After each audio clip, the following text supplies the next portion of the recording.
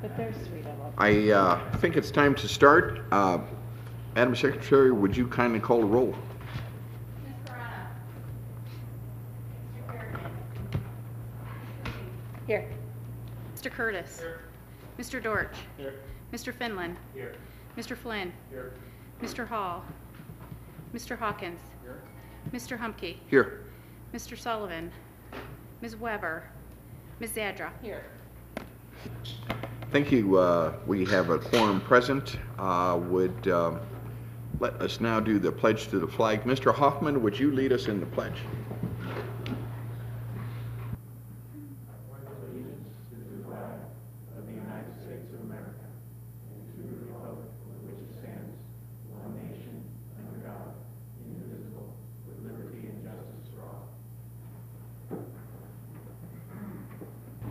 Thank you very much. Next is approval of the agenda. There's been a request for an order change, and that would be to take item 8R, the insurance items, take those first so that we can have our busy insurance professionals get an earlier start in their day and not have to sit here and listen to all of this very interesting information.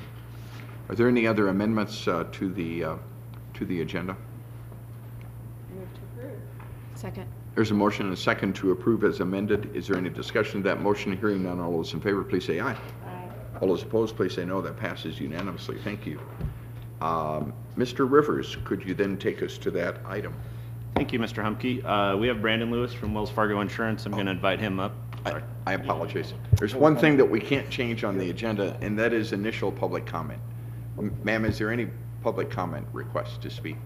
We will close public comment on the initial phase and now go to Mr. Rivers. I apologize. Thank you very much. Again, we have Brandon Lewis here from Wells Fargo Insurance along with Jennifer Fryer. I'm going to ask him to come up and run through some of the changes to our insurance, more so from an industry perspective, that has created a little bit of a headache for us this year, and then we'll run through the costs and coverage that we're looking at attempting to renew for July 1.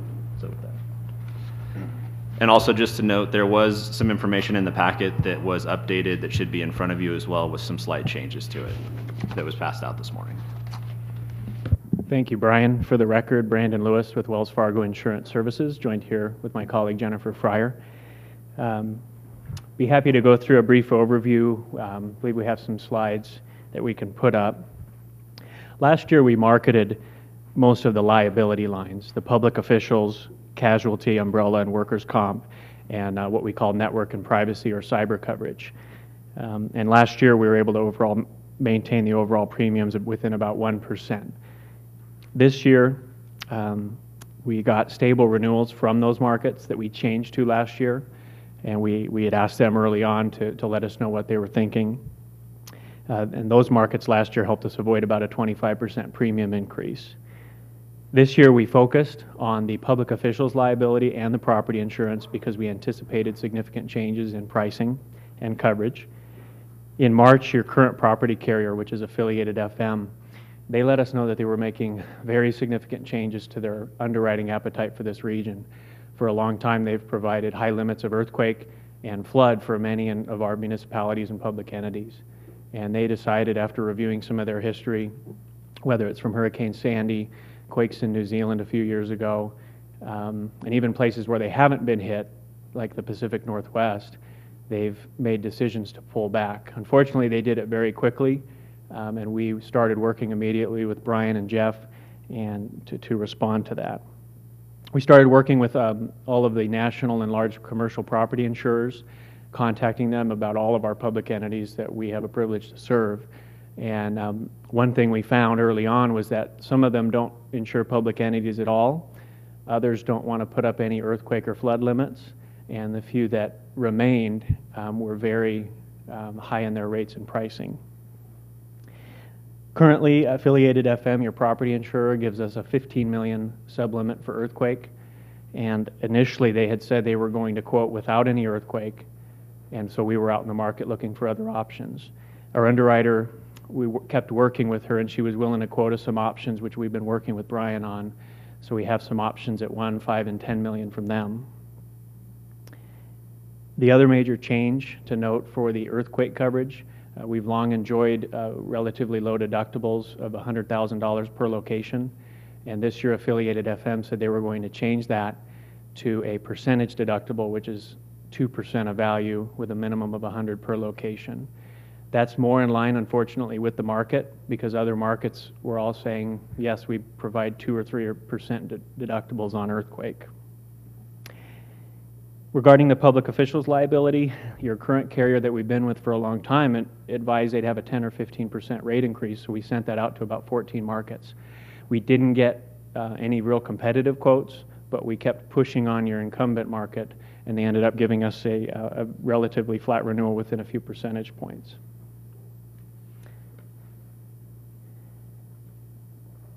For the overall premiums, excluding the property, we were up about 3% for the liability and other coverage lines. With the property, with the option that we had just discussed with Brian, we had Affiliated quote an option to give us at least $1 million in earthquake coverage with that higher deductible of 2%.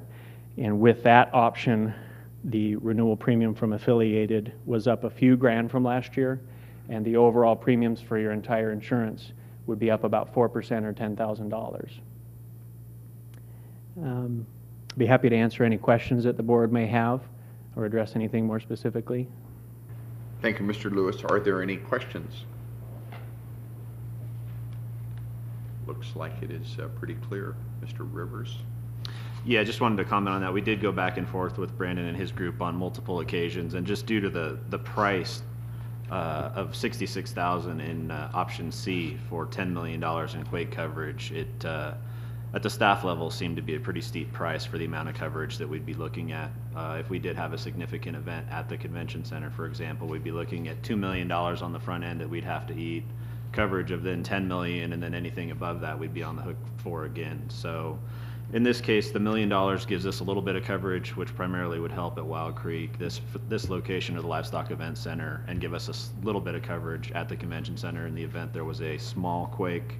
In the event there was a large quake, none of these coverages would get close to covering the amount that it would cost to replace any of the large-scale facilities of the Livestock Event Center or the Convention Center. So that's why we decided to go with this low limit, to at least have a small amount in the event that there was a small quake that did do a little bit of damage, to try to get some nominal coverage. A starter quake? Essentially, yes. Okay. Which So we hope would never occur, obviously. You recommend option A? Option A for the property, and then as was previously attached for the other lines. All right. Any other questions? Is there any discussion?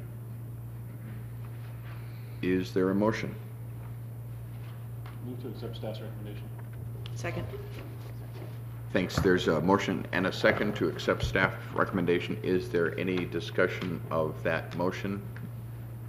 And we'll delay as Commissioner Weber approaches. We're voting on the insurance, property casualty, earthquake, and public official liability.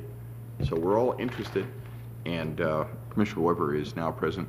Since there is no discussion on the motion to approve staff's recommendation, all those in favor, please say aye.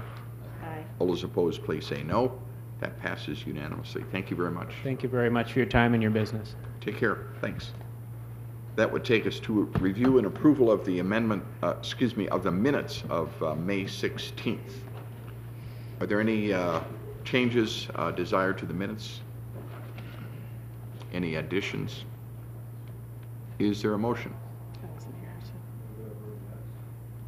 Thank you. There's a motion. Second by Commissioner Weber. Seeing no discussion of that motion, all those in favor, please say aye. Aye. All those opposed, please say no. That passes unanimously. That would take us to the updates and reports. Mr. President. Thank you, Mr. Chairman. Just want to give you a quick recap on some of the highlights of the last period. First of all, as you all know by now, Senate Bill 165 was signed into law by the governor, so we were successful in our pursuit of a film incentive for the state of Nevada with the assistance of Porter Gordon Silver and the IATSE union and our organization primarily pushing this through the system. It's delightful to see how many organizations came out of the 11th hour in support. But during the early going, certainly there were a few organizations that really took this through the long and arduous path. But from a timing perspective, it could not be better. We have a team of people down in Los Angeles, even as we sit here on the opening day of the Locations Show. They are working in concert with the Nevada Film Office. Charlie Giacaris, the director of that office, called me with a very cordial congratulatory call the day I was writing my president's report, thanking us for helping write the legislation and helping getting it passed, and reiterating their desire to work closely with us on our representation of the northern end of the state, with their focus being more in the Vegas area.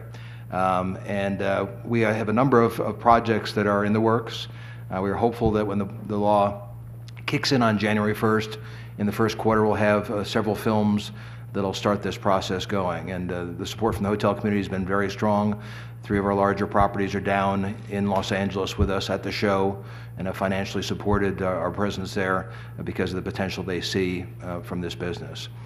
So a lot to celebrate there. As you know, we have made some major adjustments to our sales team.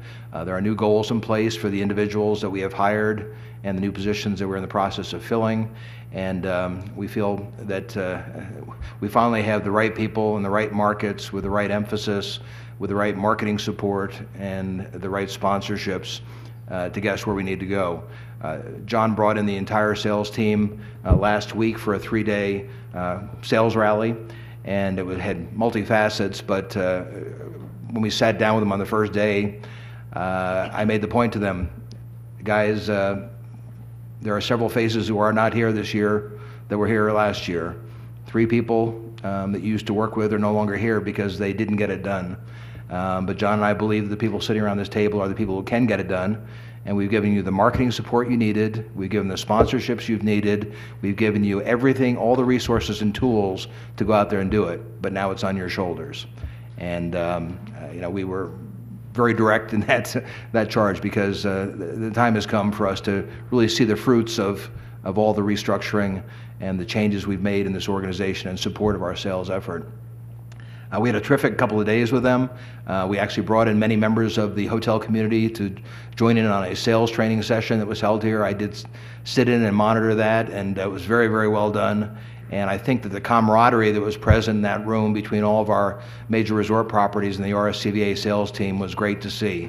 There's no question that we are working smoothly together, and we need those greater pipeline of opportunities. But there's no question that we have the communications in place and the relationships in place to maximize it for the community going forward. One of the things that I'm delighted to recap here is the significant and substantial rate improvement year over year for the first 5 months of 2013 calendar year. I had this information pulled by finance when I was going to be talking to the Northern Nevada Board of the NRA because I wanted to show them what we've been tracking, which is real year-over-year growth after 5 years of being stagnant in the rate area. And when we pulled the numbers, we were really impressed by what we saw. For the first 4 months of the year, which is when the full numbers were pulled for, we are up $8.09 year over year, so 12 versus 13 for the first third of the year. May was also extremely strong, so that number continues to be at a high level. We also saw that the most successful hotels in terms of rate increase were up as much as $18 year over year in average rate. Once again, this is a market that's been flat for 5 years. To see year over year growth of $18 spread over 5 months and continuing consistently month to month is a very positive trend. Even the lowest property had over $4 year over year growth. And when I say the lowest property, I'm talking about the 8 largest properties that are so disproportionate in the impact they have on our room tax revenues. But when you blend it all together, it's still over $8 year over year growth. It's also interesting to note that the limited service properties are not seeing the same rate growth as the full service properties. So finally, we have the big guys with the big investment, with the big services, taking the rates at a higher rate than the limited service properties that have historically run the highest average rates in this market. So for an airport branded 200-room hotel to beat a big box 1,600-room hotel with all the bells and whistles, has always been an irony of this market.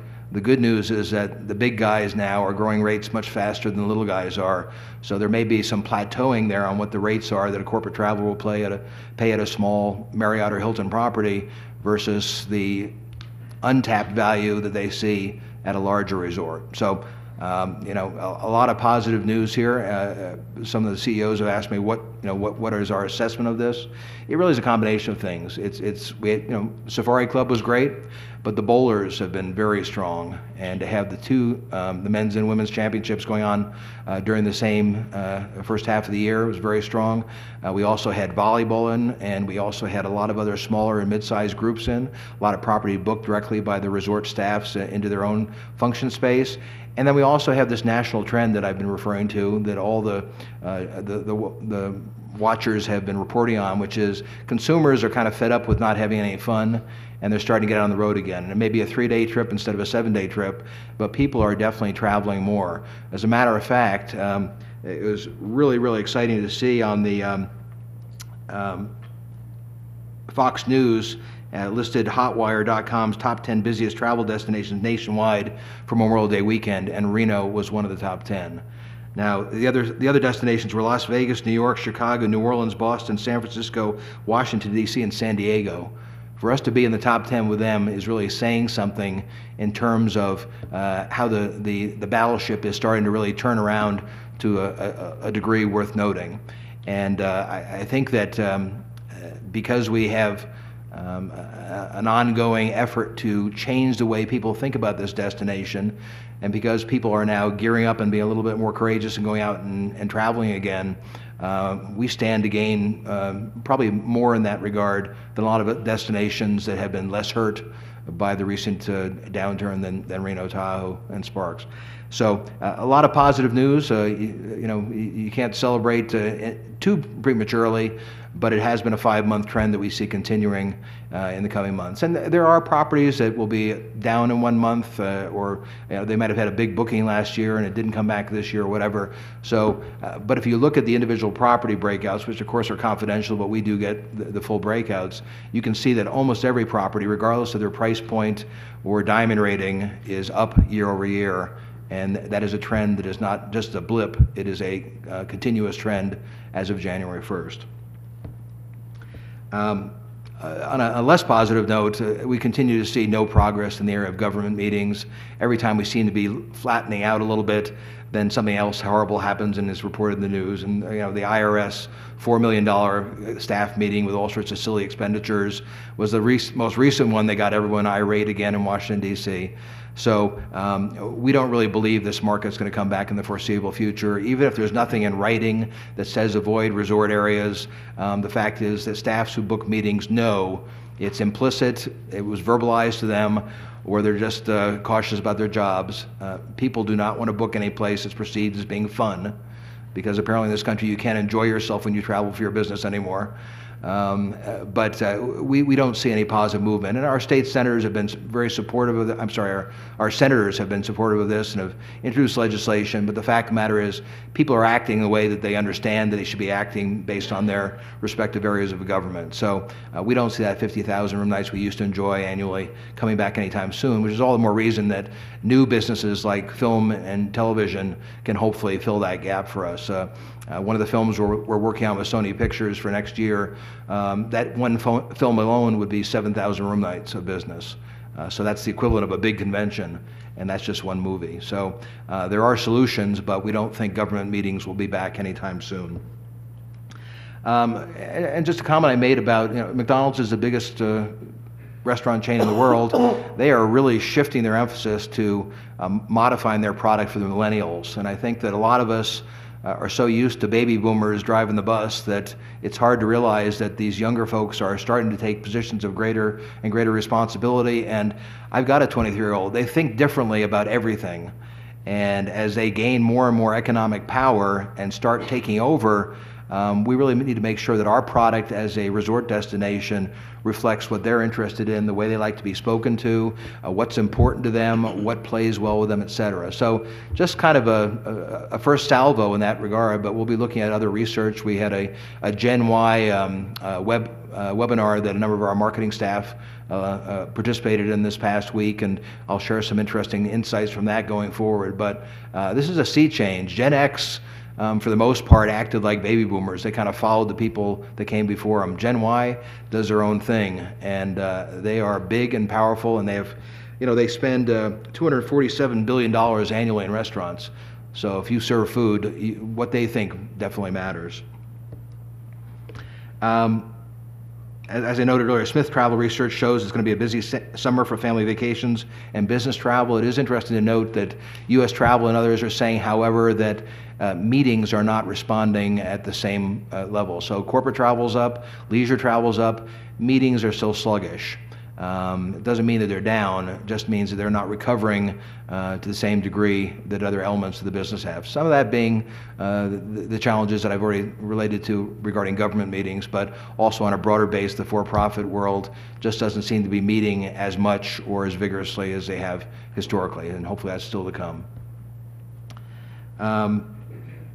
On the operations side, if you have seen the new signage in front of the Livestock Event Center, it looks fantastic. And really kudos to everyone who made that happen. The $2 fund for the downtown properties, the Reno Rodeo, the RSCVA.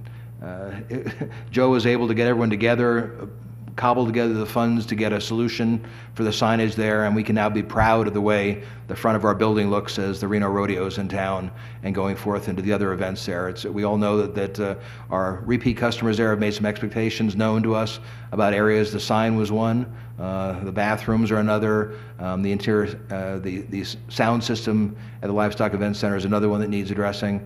So we're working on all of those, but we're able to see forward progress. The sign looks terrific.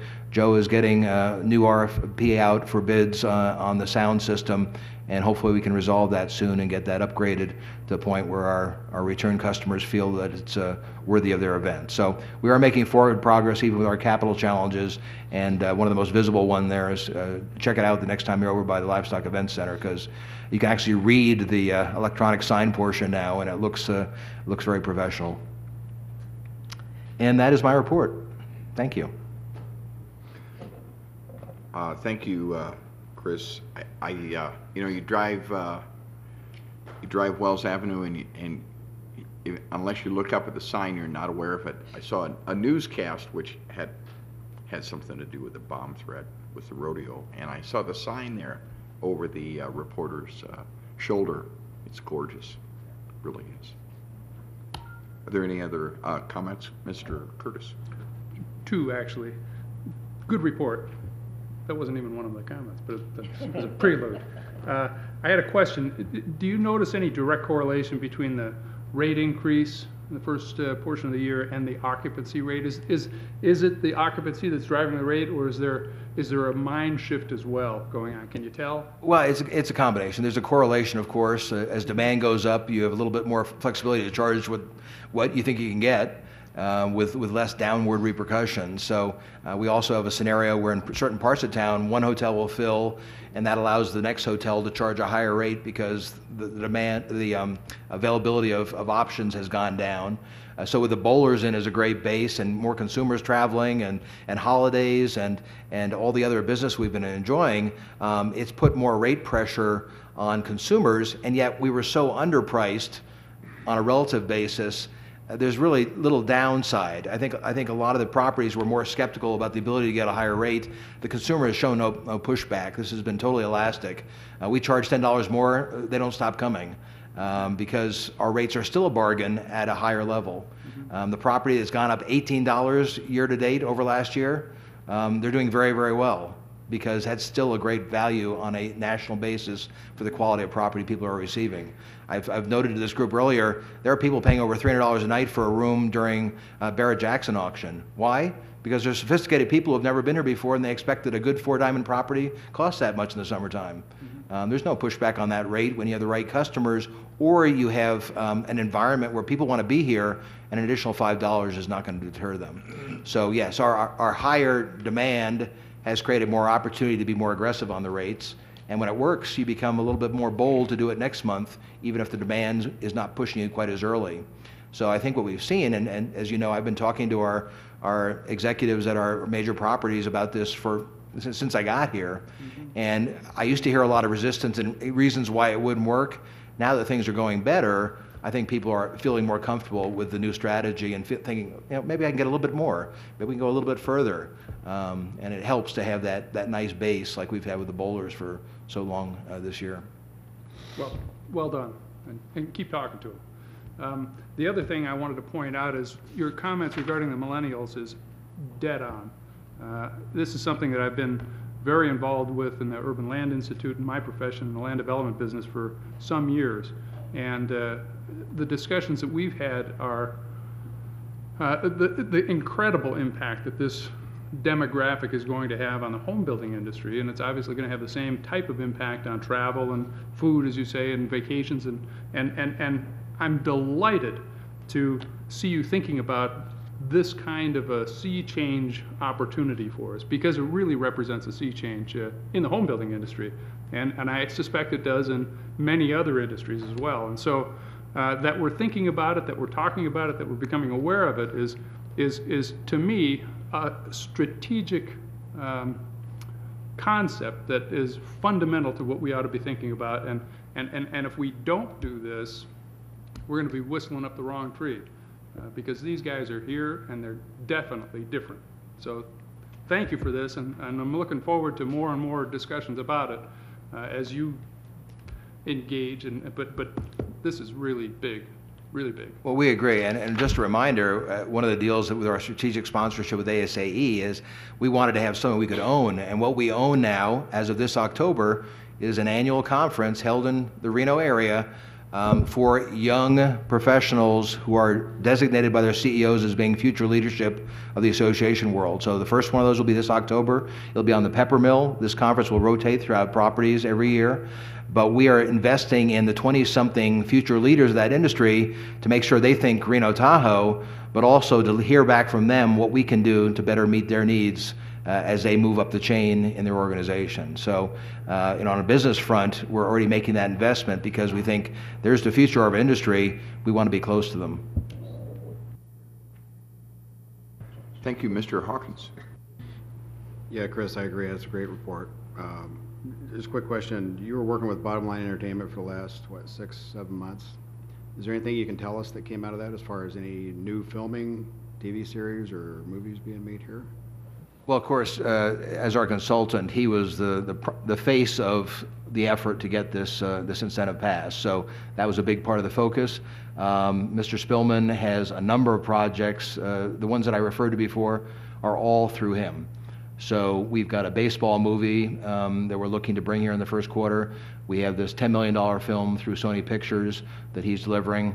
We have another film, Game Time, actually, that he's a producer on, that was supposed to be shot in Michigan, that he is now trying to shift to be shot in Reno instead. So virtually everything that we're working with now is a result of his personal contacts and efforts on our behalf. We have yet to receive a lead from the film office, but based on my conversation with Charlie recently, those should be forthcoming once people start contacting them. Great, thank you. And Joe, you're working on an RFP for the sound system for Reno Livestock Event Center. What part of the property is it? Is it the entire property? No, sir, it would just be the main arena. The main arena, okay. Budgetarily, we do need to eventually do something to enhance that exterior speakers, but right now it's just that, the main show arena for our shows. Thank you. Thank you. Any other questions or comments regarding the President's report? May we have a motion to approve the report or accept the report? Motion to accept? There's a motion and a second. Is there any discussion of that motion? Hearing none, all those in favor, please say aye. Aye. All those opposed, please say no. It passes unanimously. That would take us to 6C, presentation of the Regional DC Tourism and Economic Development Mission. Councilwoman Zadra. Thank you, Mr. Chair. I think that we have agreed, we intended to have John Porter here, who's kind of been leading, coordinating this charge with us. and Bonnie can speak to this as well. We've had kind of our kickoff meeting for this, at which we had RSCVA representation and participation. That was last week. We had about 30 organizations there to get the overview of what we're doing. But we had some logistical issues in coordinating John to be here. And I think it's important for him to share part of the concept too. So we're requesting that we continue this to the July meeting. Bonnie, do you want to add anything to that? No, other than it's a great concept, it's a great idea, and I think there's many folks that are willing to come together and work in the future. I don't think your mic is on. Thank you. I think you heard me. Okay. I hope so. But the group of people that met for the Shared Federal Framework meeting last week is just the beginning. And I know that Chairman Humke had even talked at our board meeting that we need to, do it more statewide. And just because we can talk about it now, just to let you know, this is just the beginning, and all the people haven't come together yet. We started off, and we intend to have a meeting, that particular meeting, the Shared Federal Framework meeting, in July, July 25th? 28th, which will coincide the same day of As our our next board meeting. So that'll help in getting at least John here as well. And folks can sit in just to hear the concept. We're trying to reach out and get more people involved, so I think it's a real positive step forward. And we weren't trying to leave anyone out, but you have to start small and start growing and having people, buy in and see how they can play a part in it. So. But again, it was really well attended. We had 30-some organizations, mostly public, but some private, who attended the kickoff introductory session. And again, the concept is working together as one unified group, one much larger group, on issues that we actually share in common. We will gain more support when we're out looking for federal dollars if we have that unified approach. And we will continue to grow it. So for this initial one, we had Tahoe and Reno-Sparks, Washoe County.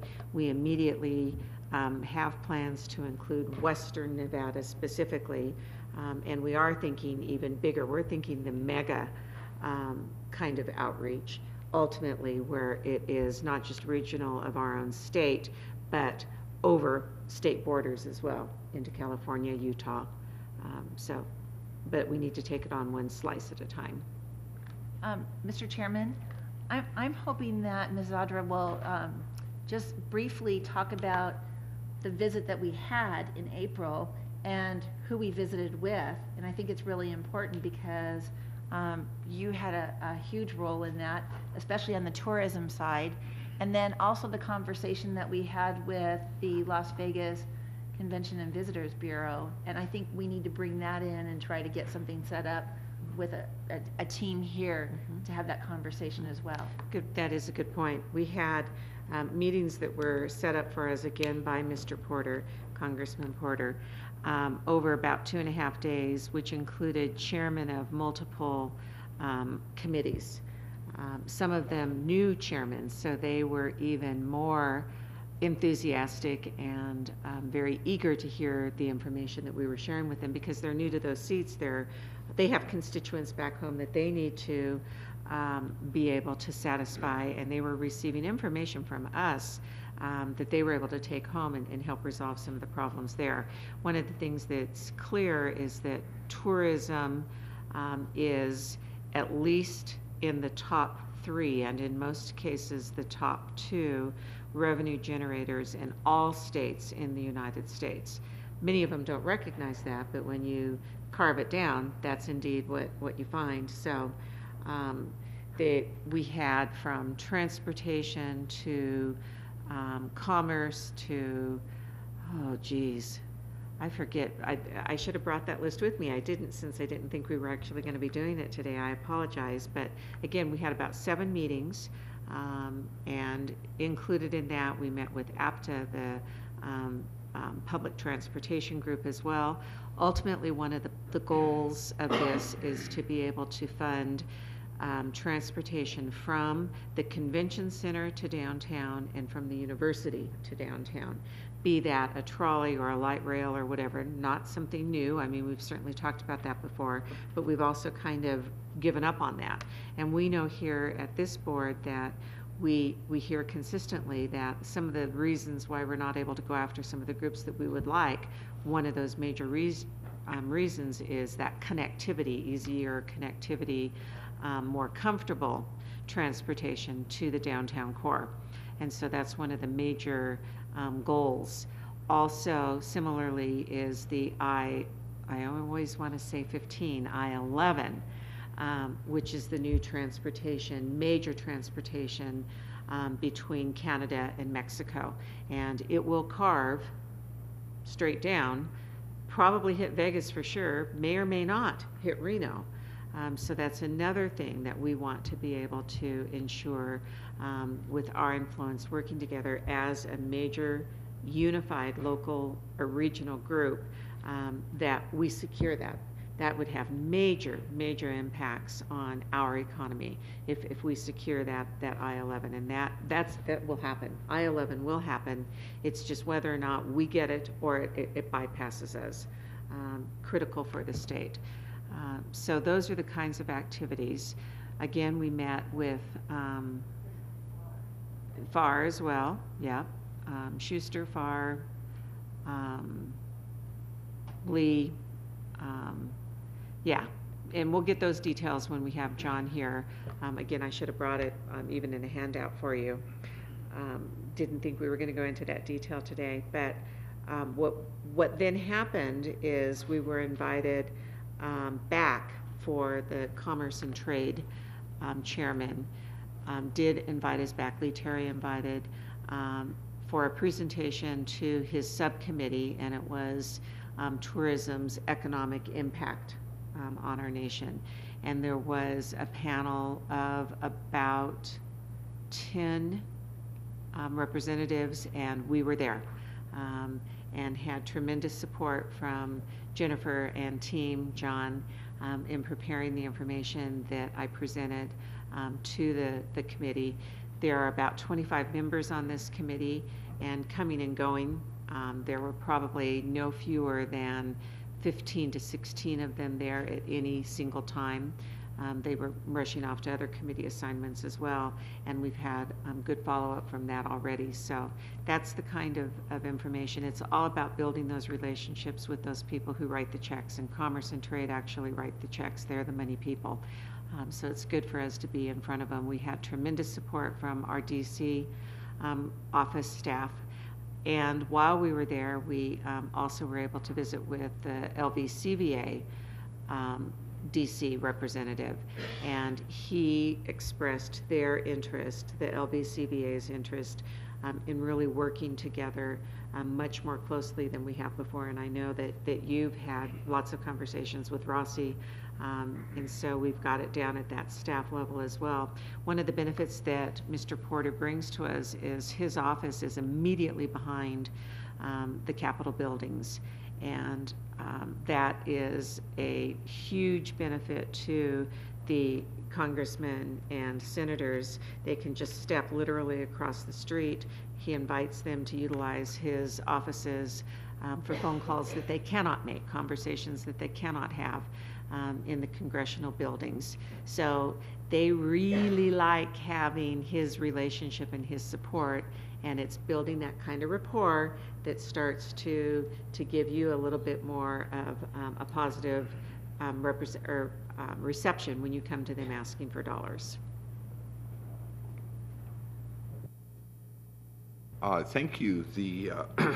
Before we go to questions, can you clarify? I put down the date for the next meeting, July 25th. I think you said the 28th, and then you said it was the same day as the RSCVA, and I have that as the July 25th. Okay, then that's the date.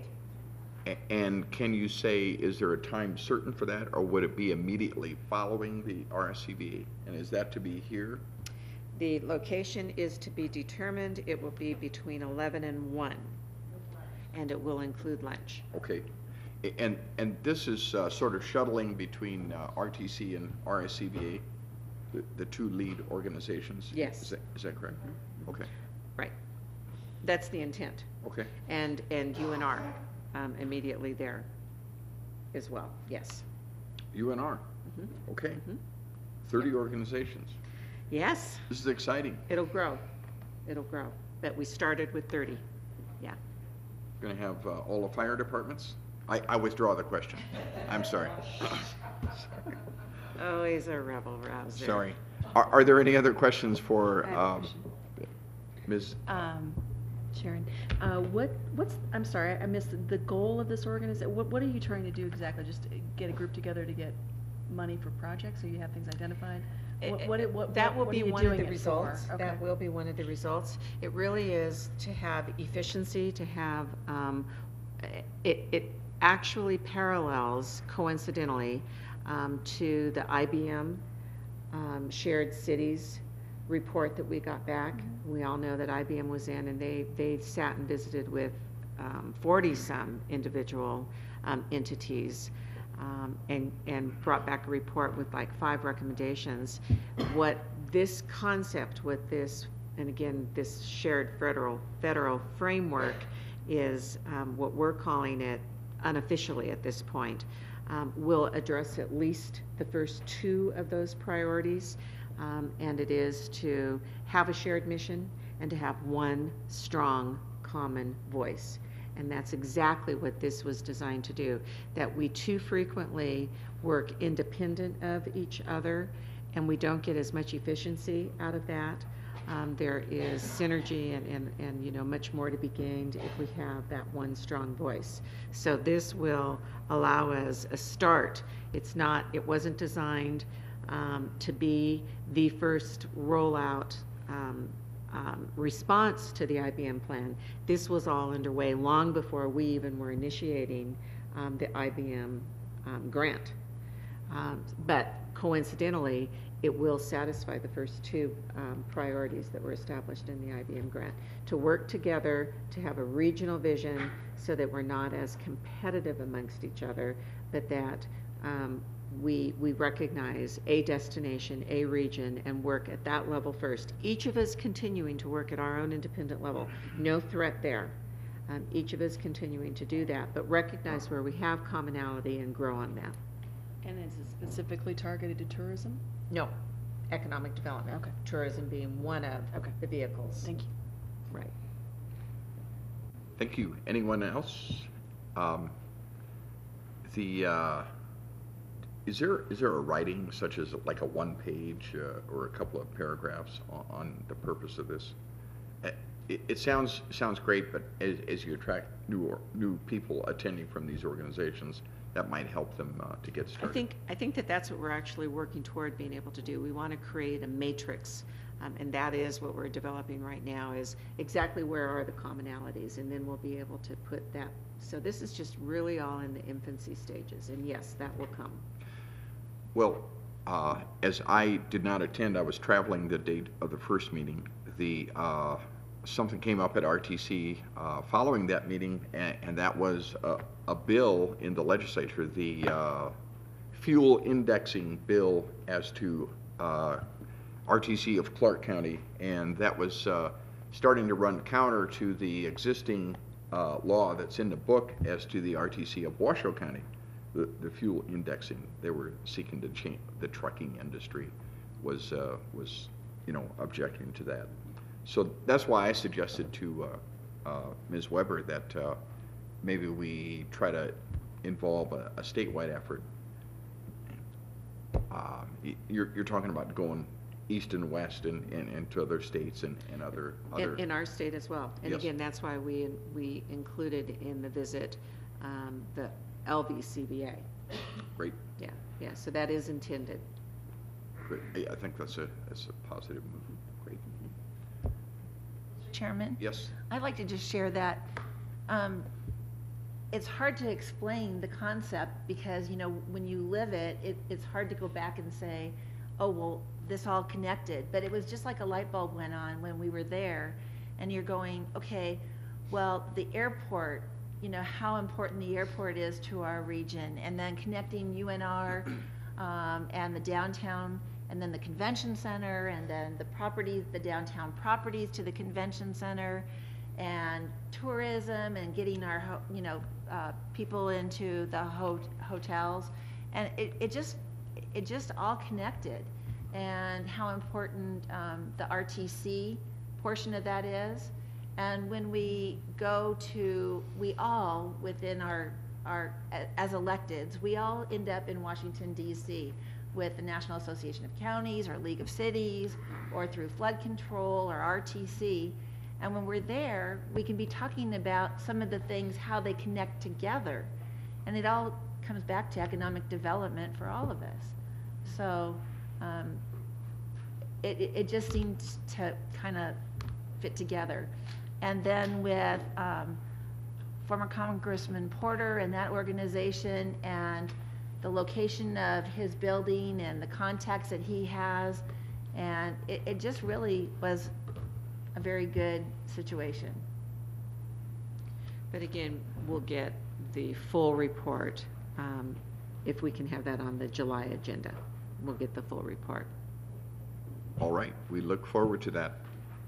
Any other questions on this item? Okay, let us, there's no action, that's a report, okay. Then can we move on to items for board consent? Mr. President. Yes, Mr. Chairman. Let me just touch upon a couple of these things which are pretty straightforward, and then I can give some more information on May and April activities. The first item, item D, we made a presentation to the Marketing Sales Committee that we believe that we want to take a structured approach to our upcoming co-op opportunity in advertising. As you'll recall, we had a very successful co-op effort during my first year here. Subsequent to that, we came back with a new co-op opportunity and had a number of issues with sort of the regional hotel clusters disagreeing with each other's participation levels. And as a result, people who had committed backed out, and people stepped forward only if someone else would step forward. So we decided to sort of step back and start with a clean sheet and sit down with a representative of the top 10 properties we historically have worked with and talk to them about what their priorities are, make sure we're all in agreement on what we're trying to accomplish, and make sure we have total feedback and involvement of everyone so that when we go forward the next time, we've got some initial buy-in on the direction we're taking, and that we can remount an effort that supplements the spend that is ongoing from the RSCVA. I mean, we'll spend $1 million advertising this destination this year, but it would be nice to supplement that with funds from a lot of the bigger properties that stand to gain disproportionately from our success in repositioning Reno-Tahoe, USA. So there was full agreement from the marketing committee, excuse me, and we've already scheduled a date, reached out to the community. I've heard back from many of them already, but in August we will be sitting down with one representative of each of these top 10 resorts and coming up with a new approach that everyone buys into before the specific opportunity is presented. There was also a relatively minor revision on the marketing goals on the brand awareness area out of the Bay Area Awareness Study. It was requested that the brand awareness increase go to 5%. That adjustment has been made and has been implemented in the previously approved goals for marketing.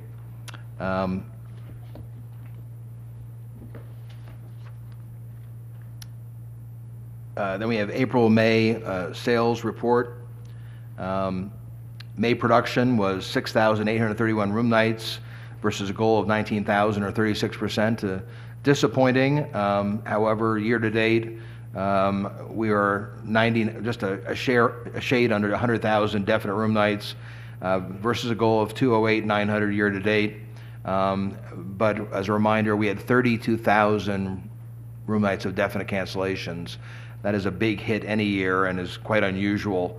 Last year we had 5,500 room nights of cancellation. So to have 32,000 come out in 1 month is a real brutal hit against our otherwise good performance. In April, we actually had booked over 20,000 room nights, but that really evaporated on the net basis because of the big hit we took with those 2 cancellations. One being Safari Club, of course, we had to get that off the books.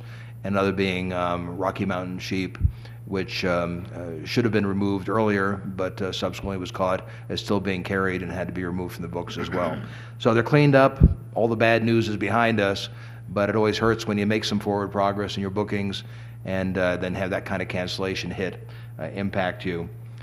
June, our last year of the 12-13 fiscal, we're probably going to book about 3,000 room nights. It's a very weak month, and then move forward on Monday to a brand new fiscal year.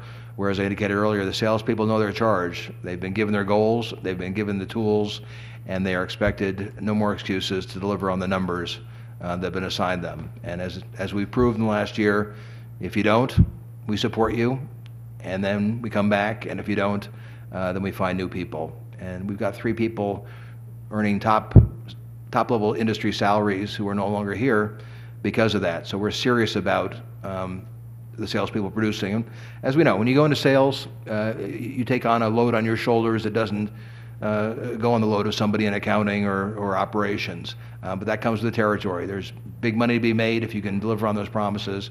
And now all the discussions behind us, the numbers are ahead of us. We have had some great successes on the road.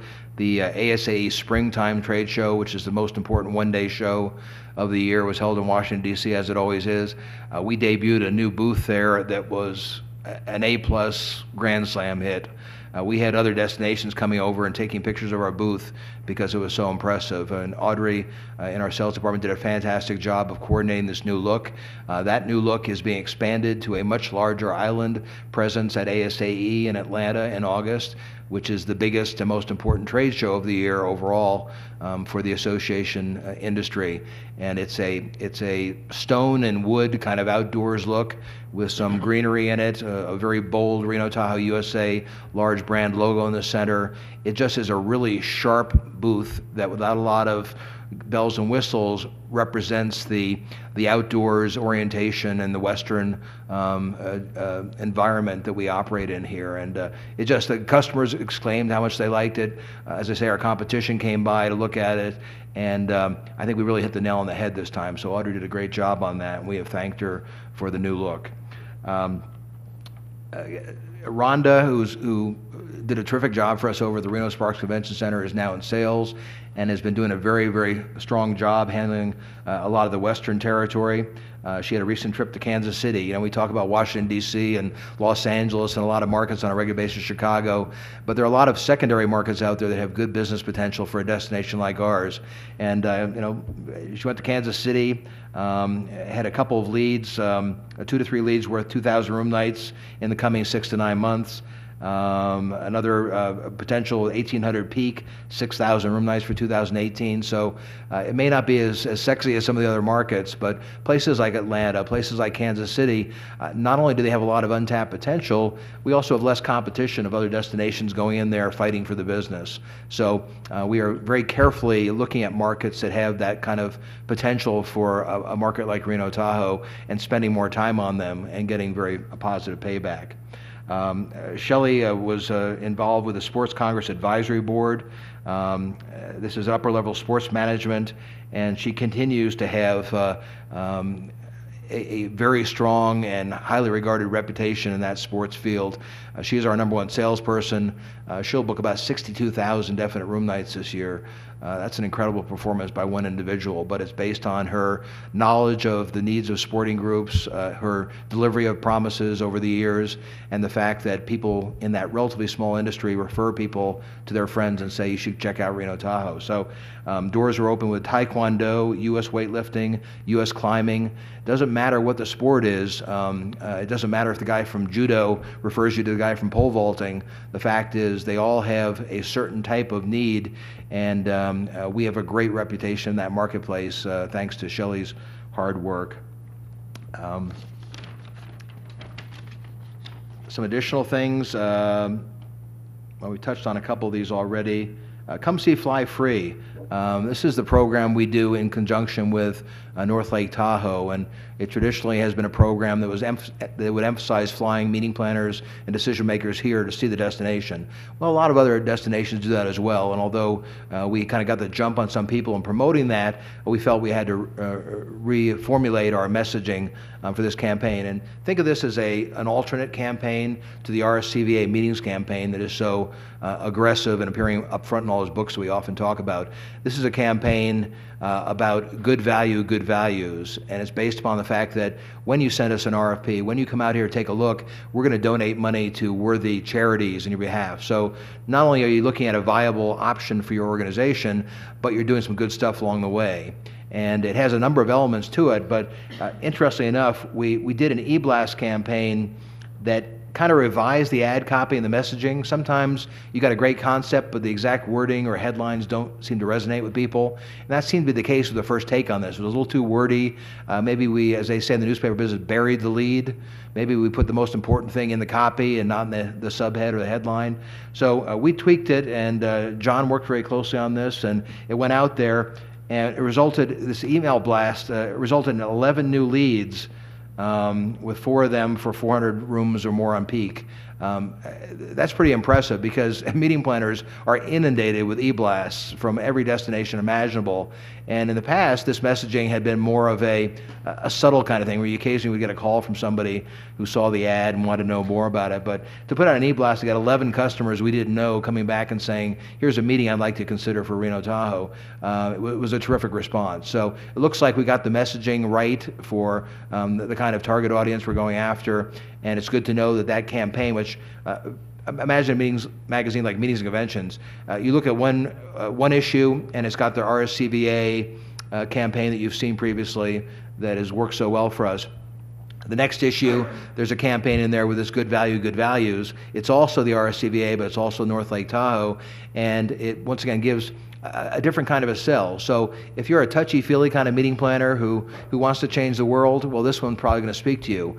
If you're a hard-nosed meeting planner who wants to be wants to have it proven to you that this is a destination that you should be really checking out, our other campaigns are a little bit more aggressive and in your face.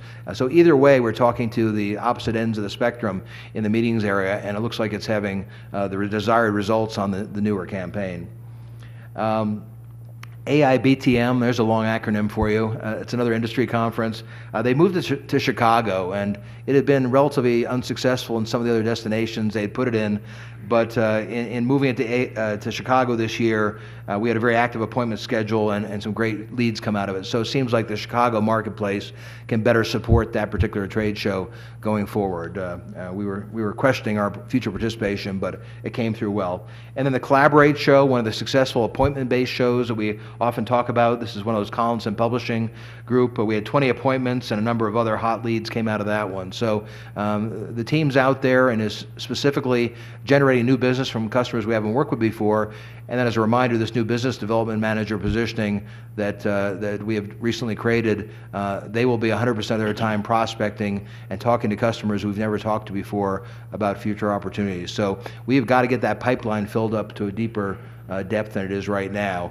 And we believe that our fine-tuning of the trade shows we go to, the fine-tuning of the e-blasts that we're putting out there to make sure they are getting that kind of return, and then this new business development position will add up to a more significant volume of tentatives going into the pipeline. On the tourism sales front, Powwow is the big news. It's now called IPW, and in response to some concerns on the ongoing Indian name issue. It's hard for those of us who've been talking about it for 30 years to not call it powwow, but IPW, if you've heard that, is what it's referring to. It was held in Las Vegas. The good news is that a very significant number of post-conference FAM trips were held throughout the state, with most of them being directed to Northern Nevada. We had almost 100 executives and managers from wholesalers and travel companies from around the world. 36 different countries were represented when they arrived here in Reno and went directly from the airport to the National Automobile Museum. And I tell you, you hear about this stuff and you think, well, we'll see if anything comes out of that. These folks were charged up. I spoke to a publisher of a trade magazine from India, and he comes over, he says, "Mr. Baum, I cannot believe it. A short flight from Las Vegas, and we're here someplace beautiful. It's 25 degrees cooler in the mountains, and I had no idea this place existed." He said, "This will be of great interest to our travelers." We talked to our China representative, and she was encouraging us to get more active in the China market that is expanding now from the upper class to the middle class. We know that Las Vegas is the lead on that, as is often the case with new markets. There are a few destinations in the United States that everybody around the world knows. They know Hollywood, they know Las Vegas, they know New York, they know Los Angeles, they know Chicago, they know Detroit, quite frankly, because of the car business. But it's a relatively short list, and the initial waves tend to go to those obvious destinations that are so heavily publicized and such volume destinations. And then what happens is, a little bit further into it, the second-tier destinations start to be visited by the more adventurous traveler. The person who said, "Okay, I've done Vegas. What else is out there for me to see as a new traveler to North America?" And that's when a destination like Reno-Tahoe has the opportunity. It is a big anniversary for our presence in China next year. And in talking to our rep, she was really saying Reno-Tahoe has a lot of potential in China now. I said, we don't have it in our budget for this fiscal year, but you have my commitment that you will have representation on your next sales mission to China from Reno-Tahoe, USA next year. And I believe the time will be right by then. This Chinese market is growing dramatically. Obviously, Brazil is very big. India is very big. You look at a small percentage of 1 billion plus people, and there's a lot of potential there. But just because it's exciting and fun doesn't mean that we put it on our agenda. And I think by next year, we can honestly say we'll get some ROI from this. Right now, we're kind of happy to let Las Vegas do the heavy lifting because it is much more of an international destination with international connections. But as I say, as people get more adventurous and the more sophisticated travelers from these countries start leaving the comfort of the known destinations, I think we stand a very good opportunity to benefit from that in a big way. So it was terrific to see the great results. 3 different trips fanned out. Some went to Lake Tahoe, some went over to Elko, but they all started in Reno on the northern trip. And the enthusiasm was very, very positive. I can tell you that the Northern Nevada partners in Washoe County and outside who had tables set up at the Automobile Museum for the several hours we were there, most of them said to me as I walked around the room, "This is fantastic. You guys have done a great job coordinating it, but what enthusiasm and potential these customers represent for us." So, going to Powwow and having a stand and talking to wholesalers down in Vegas was great. And we had a lot of traffic at our booth. I went down for the day and was pleased to see the number of appointments we had. But having so many of them come up here and add several days on to their visit and really see our product firsthand, that was the really exciting part for us at the RSCVA. We've got a lot of other things here that are probably of not real importance to you, but a very active time of year for us in terms of travel trade shows and sales initiatives. So moving forward, I think that a lot of the seeds that were planted this summer will in fact come back to this destination because it has been such an active time. Let's see what else we have here. We are continuing to get reports from our key hotels on the tour and travel side of things.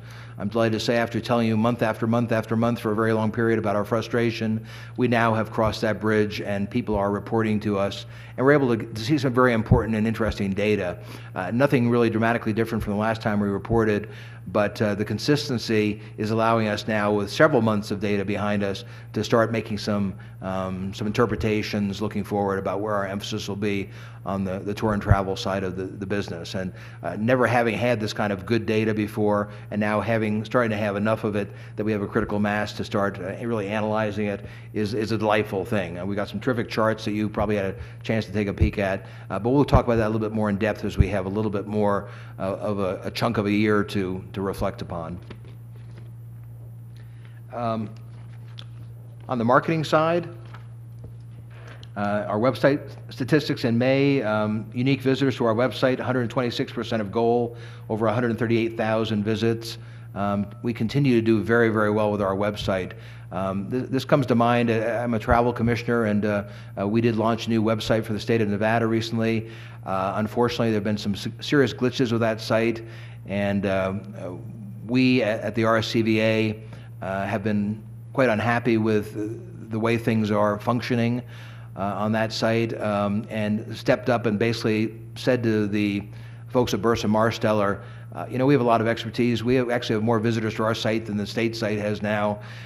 We know what works and what doesn't work. We'd like to really give you feedback and help you on this. And Rick Saki, our IT expert in marketing, really is an expert on these things. And so Jennifer and Rick and myself actually had a conference call with all the key Burson Marsteller and NCOT management, talking about what we saw as the problems, where we saw the emphasis that perhaps was misguided. And I'm pleased to say at the NCOT meeting last week, the executives flew in from Burson Marsteller and made a presentation of the new 2.0 version of the website with the new look, the new functionality, the new emphasis. And as I said at that meeting, in the perfect world, this would have been the site we launched with in April instead of the bit of the debacle we've had. But the new site is great. I'm disappointed it won't really be functional probably till fall, so we're going to miss the summer season, but we'll finally have a site for the state that is worthy of the importance of tourism for Nevada. But I say that in context because we were the only organization that was proactive with NCOT and Burson Marsteller and saying, we'd like to help you based on what we know and point out what we believe are the big mistakes you made. And on a technical basis, Rick's expertise was very helpful, and the new website reflects a lot of the input the RSCVA shared with the state and Burson Marsteller. One of the mistakes they made is they put a major emphasis on build your own trip. And the idea was you could go in there and pick a whole bunch of activities and destinations and put them together and build an itinerary. And the fact is other states have done that for years, and the traffic is extremely low. So it actually made the site more complicated and provided a service that other states and destinations have determined is really not user-friendly or desired by most travelers. So that really has been dropped from the site now. They've refocused on the basics, such as providing easily accessible information on what people want, using the kind of search approach that customers have told us that they're most likely to respond to. So we continue to do great on our site. Property referrals from Visit Reno Tahoe, 120% of goal. Monthly email signups, almost 900% of goal. We've done a number of promotions this year that have gotten a very good response, and there's a very engaged community out there. We did something called a Girlfriend Getaway Contest, and that one drove a lot of traffic. Our marketing team's been doing a good job of engaging people on a regular basis and keeping the activity there. But the one area that has kind of dropped off a bit is monthly Facebook friends. You reach a point where you plateau on that, and the big growth we saw for so long has now leveled off. So we're trending 142% of annual, but the low-hanging fruit on that one, I think, has disappeared until we have some other big news out here that suddenly makes a new audience of people tune in to see what's going on in Reno Tahoe. And there are some of that big news is coming, and we think we'll see a new burst of activity of people checking out the destination. On the consumer marketing side, VIA Magazine is out with our new advertising creative. This is AAA's magazine, and we got a nice upfront placement of our new Find Your Passion campaign. Our hotel partners really like the AAA VIA tie-in. With our older skewing demographic here, AAA is still a very, very popular resource for travel information. And then Sunset Magazine in Northern California, we've got a terrific placement of our Find Your Passion campaign in the current issue of Sunset Magazine, going to primarily the Bay Area, but makes it affordable to us. And of course, we know that that is our primary market we need to keep in front of on an ongoing basis. So the print ads are out there, the billboards are up in Northern California. Our early messaging on that is part of our deal with Barrett-Jackson. So it's your Find Your Passion campaign with our logo, but it emphasizes Barrett-Jackson as being one of the exciting things going on in the region this summer. And that's really a June-July thing. Our boards will then transition to the Find Your Passion messaging for the rest of the summer. But we wanted to get an upfront push for Barrett-Jackson in that market as part of our support for them. And there are 6 boards up, 5 of them with the Barrett-Jackson message. Our new radio spot is completed, and actually 2 new radio spots, one of which is a continuation of the rocker theme that was so popular last year, where you got this sort of British-sounding rock guy yelling to the crowd. So we have a whole new creative on that front, and then we have a woman who's in the country genre talking to the crowd, but we made it not too hillbilly, so that it can play on more light rock type stations as well, without being too out in the fringes for a broader audience. So we're pleased with that presence. That campaign the spending on that campaign is about $650,000 this year. We anticipate that going back up over $1 million next summer as we bring in more co-op partners again with the new approach we referenced earlier. RSCVA is active in the Regional Marketing Committee and the new Bellingham service that serves the Vancouver, British Columbia market. The RMC put forth $100,000 of marketing support on that. It's out there. A lot of our hotel partners stepped up on a financial basis to underwrite and support that service. It's doing okay. It's not doing gangbusters, and a lot of the marketing has yet to fully hit now. So hopefully a new push for marketing will get folks using that service at the kind of load factors that all of us hoped would be there. It probably would help to do a little bit more active marketing in Vancouver beyond the initial $100,000 we're spending, but Allegiant has a fairly tight marketing budget, and I think it's probably going to take a little while before they open the purse strings and put a little bit more of their money into promoting that flight, because they're adding flights in a number of markets right now. It's not a big budget airline when it comes to marketing, so our $100,000 certainly helps. I think that probably is the highlights of the marketing arena going forward. Mr. Baum? Yes. There's some very substantive issues in the finance area. Yes. Maybe we'd have some discussion on those. And let's go to sales and marketing now, and then there would be an intent to take a chunk of the consent D through I as a motion. Is that okay? Councilman Dorsch. Yeah. Chris, what was our gross room night production convention sales? We're still in June. We will, most likely we're going to finish on a gross basis. Microphone. All right. On a gross basis, we'll finish somewhere around 135,000 room nights. Okay. And my concern, little deja vu here. I mean, I think we had very intense discussion last year about whether or not you could meet your goals based upon what you had in the pipeline. And we sat here and listened to you tell us you have the right people in place now, everything's moving, everything's turning in the right direction, and you were confident that you knew it was an aggressive goal, but you were confident you could move towards that. Right now, we've got 325,000 room nights in the pipeline, which I think is less than we had at this time last year when we had that very intense discussion regarding whether or not you can meet your goals for the year. And again, it's back to we've got the right people in place, everything's moving in the right direction, but that number has gotten smaller, not larger. And I don't know how we can get to where we want to go with a shrinking pipeline.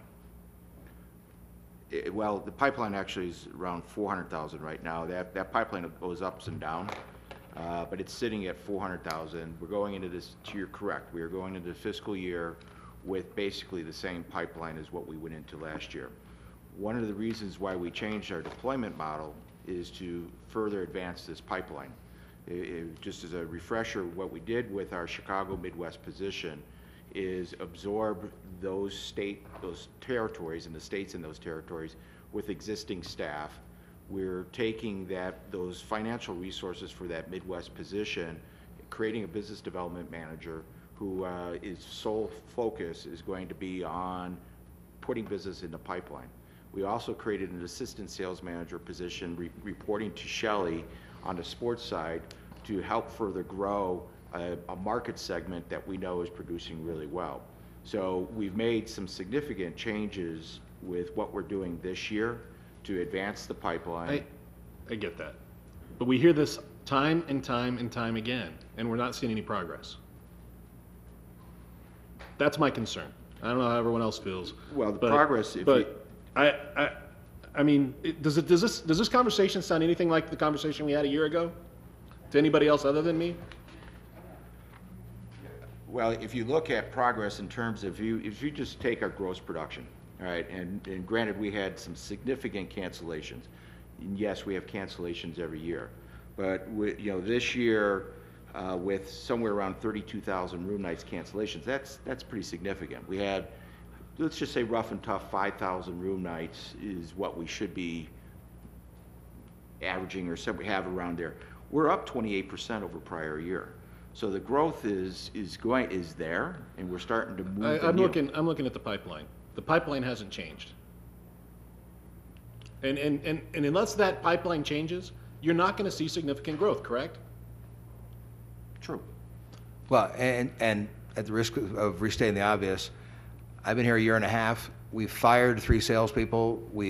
Those salespeople, when I got here, I had to give them the chance to do what they promised to do. They didn't do it, and we fired them. We replaced them with people who have potential to do bigger numbers. Chris, I understand, and we keep hearing that. I mean, everybody's sitting here at the table. Have we had this discussion over and over and over again? I get it. Right. But every year you come back, and not you, but we hear the same thing.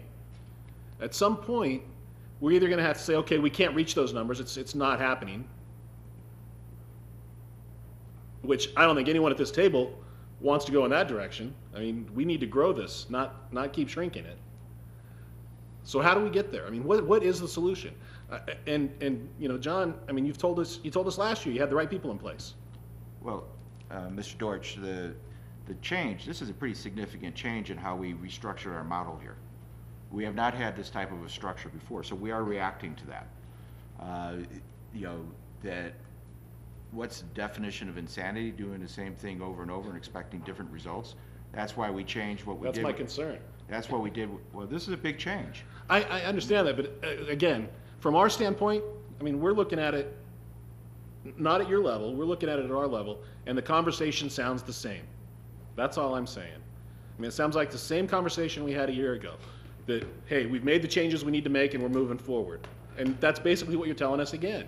We made the changes we need to make, we're changing the direction we're going, and we're moving forward.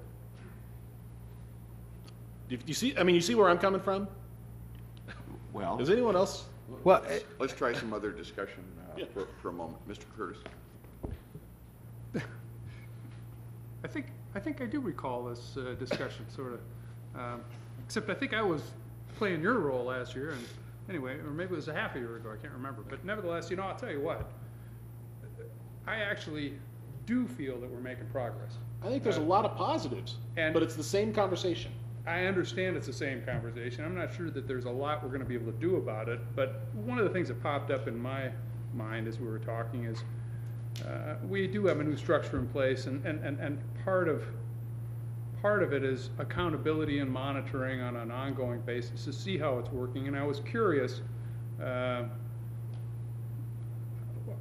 how that part is going to work. I mean, Chris, that's really your job, is to go ahead and assess and understand how well things are moving, and I fully understand how this is a big rock that we're pushing uphill. But in your own mind, how do you assess whether the results that you're realizing are satisfactory for the expectations that you may have established? You got to give somebody a chance. You got to give them time. But at some point along the line, you got to say, it is or it is not working. What are the parameters in your mind that you'll use in evaluating that? Well, I can honestly say I had a lot of question marks in my mind about the sales team last year. And those question marks are, for the most part, people who are no longer here now. And John and I had total agreement on those individuals and what we needed to do. A hotel CEO expressed frustration to me for the last 20 years the other day. And I said, well, I can only take credit for the last year and a half. I mean, I can't change the past. I can't change what was or wasn't done before I got here, the depth of understanding, the obvious things that I saw when I got here that I couldn't believe. I mean, I can't change any of that. But I do believe, and I say this with 100% certainty in front of this group, I do believe after a year and a half, we now have the right people, the right emphasis, the right marketing campaigns, the right presence with strategic sponsorships to do the best possible job we can do. There are still challenges. Airlift is getting worse. It's not getting better in terms of the meetings market as a challenge. But that being said, we got to find ways around that. But I was not nearly as confident 6 months ago as I am now in the structure we have in place. Now, when you talk to our hotel directors of marketing and sales, their sales teams are having a tough time closing the business and getting new leads as well. So you have to remember that the RSCVA is not an island. We are a big entity surrounded by a lot of medium-sized entities, all of whom have salespeople in the marketplace telling the story as well. And they're not setting records in their bookings either in terms of new business. But we're working well together, and I think that you look at the presence we have at ASAE versus what we had 2 years ago, it is night and day. It is like we weren't even in the building before. It takes a long time to overcome that kind of shortfall in terms of our past strategies. So it's not about excuses, it's about reality. And the reality is, I believe finally every piece is in place. 6 months ago, most of the pieces were in place, now they're in place. You know, Jennifer Bumbelow in Washington, D.C., she knows hundreds of people we don't know. You go to a trade show, as one of our hotel VPs of sales said the other day, she'd walk down the aisle and people come up and give her a hug that I'd never seen before. That's a person who's out there and has a lot of pressure on her shoulders, and she's been on board for a couple of months. Julie Greer down in Southern California. You know, we've got a new presence there with somebody who was a top performer for Hyatt Hotels. She's got customers who are very loyal to her that we've never done business with before. Now, if those ladies can't deliver, you know, I'd be very disappointed. But they've only been on board for a couple of months. So once again, it's not about excuses. It's just about the reality, and that is I've worked with John as quickly as I can in overcoming what I saw as a lot of holes in our approach. Some of them were personnel. Some of them were lack of presence in the marketplace. Some of them were not telling a compelling story to people. But I'm a pretty hands-on guy. I know some people questioned, why is he going back making sales calls in Chicago recently? Well, you know what? How can I make decisions on this organization if I don't sit across from a customer and hear what they have to say? I can't get a secondhand. I have to hear it from them. What I heard from a lot of them was, you know, the airlift is a challenge. And what I heard from a lot of them is, well, your market, you know, isn't right for this reason or that reason. So I'm out there. I'm taking site tours with meeting planners and listening to them to make sure that we continue to fine-tune this thing. But the heavy work is behind us. Now it's up to the sales team, and they're the ones that we think can get this done. And I know that's been said before. I don't think 3 years ago it was backed up with reality. Councilman Dorch. Yeah, I just worry we're going to be sitting here 12 months from now having this same conversation again. Hey, nobody's more worried about that than me, but I'm not as worried based on what I know as I was when I got here. Mr. Flynn. I guess I want to reflect back on the conversation that we had a year ago in terms of looking at the goals and what was really realistic. And I think we're still fooling ourselves in terms of setting realistic goals so that we can benchmark, are we making progress? I think when we sat down and the mindset was, well, we did, you know, our goal was 280, we're dropping it to 227. Gosh, we can't drop any lower than that. And I still go back to the initial conversations that we had about the funnel, and that funnel is really what drives your goals. And when you're at 330 last year and we've grown it to 400,000, I still, in my mind, if we'd set realistic goals in year one, with growth in year two, with further growth in year three, we would have been able to identify and had been able to really see the fruits of our labor. You know, in my mind, a year ago, if we'd established goals of 150 in year one, 180 in year two, that realistically it's not until year three until you really are able to achieve that 227 because of the turnover in the staff, changing the team. Marketing is finally starting to kick in. That takes time. Changing the image of Reno takes time. Airlift is airlift. We all know the challenge with that. But I think it still goes back to if we had established realistic goals, had been real with ourselves, that in year one, if we'd been sitting here, if we had established true goals, realistic goals in year one, if that goal was 150, today we'd be sitting here saying, gosh, we're making progress. Look at guys, we're finally making progress. Last year we did 100. This year we're doing 139. It's a pretty sizable jump. I think we need to be realistic with the goals that we're setting because we are guarantee you, no disrespect, I have the utmost confidence in what you're doing, but I still don't think we're being realistic with the goals that we're setting. I think we are going to be sitting here a year from now, if we're going to set a goal at 227, having the same conversation because, one, the goals are too high. We've got a newer team, but I still think it's a 3-year process to build up to that 227. Mr. Curtis. I agree with what Pat said. The goals in terms of being realistic, and we've talked about stretch goals, and you don't want to go ahead and make it too low and this and the other thing. But I'm concerned about it primarily from the financial perspective. In other words, if we have our budget based on an expectation of this many room nights,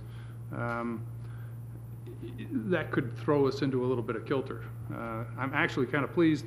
I guess the last item is going to be our budget adjustment item, and at the end of the year, we've got half as many room nights, but the budget somehow or another, Brian figured it out so that I don't know what you're doing over there, cooking the books or what, but that's my primary concern is the impact that it has, and I would say that you're going to get there. It's just a question of when, and I think we do have to just simply be realistic and not, pie in the sky. Well, and I think there's a philosophical choice you have to make.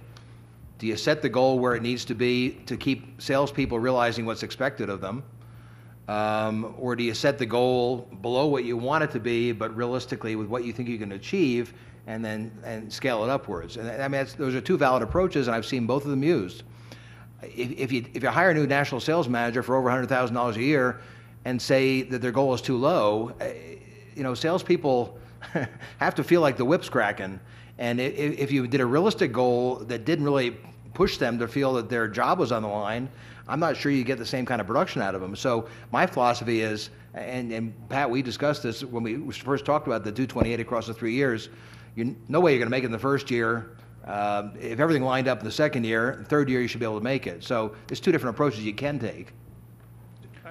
I would only ask, just keep us posted as to how things are going and your president's report's a good place to do that, to say, things are going like I figured, or I'm a little uneasy, or, this is working out just perfect. I think that's what we're after, is some sort of just... Now we have some discussion going. Mr. Rivers' name was mentioned, then Mr. Dortz, then Ms. Cooney, then Mr. Flynn. Okay, go ahead. All right. To Mr. Curtis's question, on the room nights, you'll remember that most of those are booked 2, 3, 4, 5 years out. So it's not an immediate impact to the operating budget. So no cooking going on. Just wanted to answer that question. Mr. George. Yeah, and just to clarify, I didn't expect us to hit our goals this year, and I'm more concerned about moving forward and the fact that pipeline's not filling up quickly. And that was the concern I had last year when we were talking about goals. And I'm not in favor, and Pat and you and I have talked about this a little bit, I'm not really in favor of reducing the goal and setting bonuses at a much lower level. I mean, I don't want people to think they can do 130,000 room nights and start getting bonuses because they're meeting their current expectations. We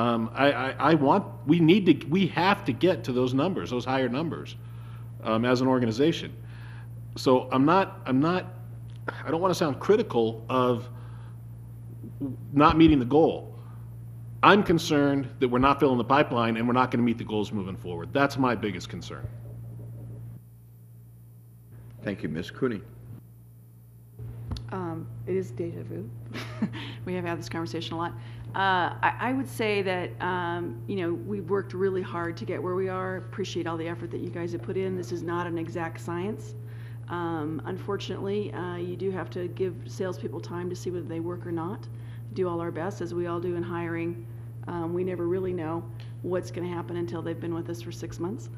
You can do all the background checks you want, but it does sound like we have a good team in place. And I think, I'm not interested in lowering that goal anymore. We had a 400,000 room night achievement several years ago. I mean, I know this market has gone down a lot. We certainly, as a property, know that as well. I think 228 or 238, whichever one it is an achievable number. But I think you're absolutely right. It's going to take 3 years to get there. If you guys don't get there in 3 years, then I think we'll be looking for a new team. So that's, I think that's our job, is to make sure that we're holding you accountable. And and I think we're on it. As far as keeping up to date, we certainly hear the numbers every single month and see where we're going. I like that John and Chris have revised what they're doing, retooled, really tried to do some new things. So I commend you for that. And when we hired Chris, we wanted somebody who was really hands-on, and you've certainly done that as well. So let's hope we're not having this conversation. Dwight is absolutely right. If you don't have it in the pipeline, it ain't going to happen. So we'll keep a close eye on that in the next few months and see how we go. But appreciate all your efforts, and we are in a critical point. This is an important piece for the entire region. Critical piece, not important, critical. So we're looking forward to. But appreciate your help that you're doing. And John, sorry, thank you. Mr. Leinen? I too understand what we need to achieve, and I understand the expectations very clearly, and what we need to do, and what I'm accountable for, and what the team is accountable for. The things that give me encouragement are the willingness and ability to change and try to retool and redo things. And we have some tremendous support in that regard to go do that. And we don't just stay stagnant. We constantly said, what else can we do differently? And that's why we've come up with this new deployment model, the film initiative. That's to drive additional incremental new room nights. We've got a new program that I'm not fully in place yet, but we got some new initiatives with UNR to try to gain some of their support to bring business here. We're trying to refocus more on the western region where we have our airlift strength, and trying to that our business development manager and what we brought in with Julie Greer and the maturing of Julia in her position is going to help us on that western region. So we're doing things to try to make a difference. And I think one of the other things that's important is, and Mr. Baum mentioned this, we follow in line with the destination. And to the best of my knowledge right now, we're shared production about 40% with our hotels. That's not too far off from where we've been in the past. So we're all in this together. And what I'm encouraged by is that we're still matching our level of contribution to the hotels based on what we used to do historically. So we're trying, and we're going to push hard, and I would venture to say that we've created more accountability with our sales folks than any other time in this organization. And there's a price that goes with that. There's a price that says we got to produce and perform, but as you try to transition these players, they've got to get the time to go and produce. What Julie and Jennifer are doing on a very short-term basis is very, very encouraging, very promising, and we've got some good things that are going on early, quickly. Thank you. Mr. Flynn. I guess going back, and we're talking about goals, especially on the sales side, I guess my concern would be I have my own sales team that I have to motivate, incentivize as well, and I'd certainly like to hope that someday we could drive hypothetically 150,000 room nights, internally with our team. But at some point, I think some of those numbers become unrealistic. So I guess my question would be, if the goal is 227 and those room nights are dispersed regionally to each of the salespeople, and we feel that those numbers probably this year are not attainable, keeping those people motivated, are the salespeople motivated if we've set those goals so high for them individually that they won't hit them? Is that not demotivating if they're going into a year with goals that we've acknowledged are probably too high, that they won't reach those goals this year? So is that not demotivating from the sales side? I had an NCOT meeting to attend while John was working with the salespeople on the goals session, so that was one session I was not able to be there for, but I was with him that evening at the Aces game afterwards when we had a sales outing, and you know what, I heard just the right amount of bitching and moaning. In other words, you want salespeople to think that their goals are too high, because they almost always do, but you don't want them to talk about quitting or be so angry that you feel that is demotivating. So they feel like they're really being stretched. And I think they feel the pressure at just the right amount, enough to make them show what they can do, but not enough to make them feel like it's hopeless. And I think some of that's a reflection on the makeup of the new team. These are men and women, mostly women, who have egos, and they fancy themselves to be great salespeople. And you give them a bigger number than they'd like in the ideal world, they're still going to go out there and try to do their best to prove that they're up to the task.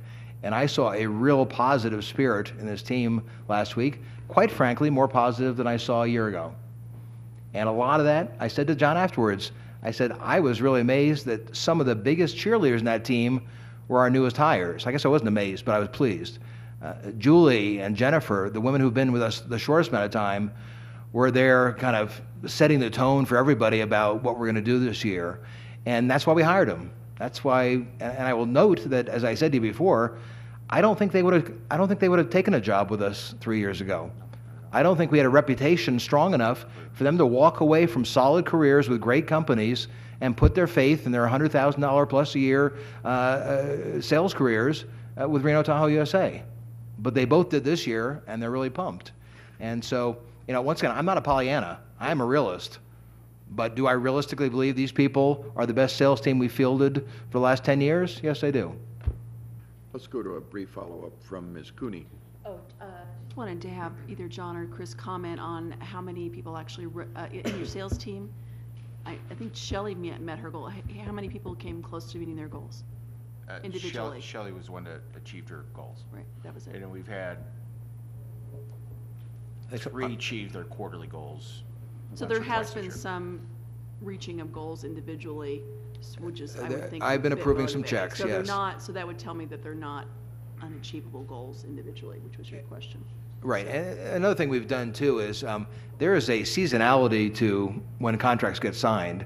The reality is that you meld together all these different organizations with different needs and whatever, and there are certain times a year where people sign things more than other times a year. And we know that. In the past, we've sort of straight-lined the goals. So there were certain quarters of the year that you were less likely to make your goal because it was unrealistic based on the way people act. We have now modified that to reflect that seasonality, which we think is more realistic. So if we know that a lot of people scramble to sign things in December or get around to signing them in January, well, that's reflected now in the way the goals are laid out. So, from a perspective of the salespeople, it probably is a fair way to do it, and there may be some payouts that wouldn't have happened otherwise, but I think that's fair. If you've got a quarter that you're supposed to do really well and you do really well, that's not unfair, that's just sort of realistic. Mr. Flynn, anything further? Mr. Hawkins? Pat and I were talking here, I feel more positivity this year than last year, even though the numbers aren't drastically different. I mean, it feels like the positivity is better.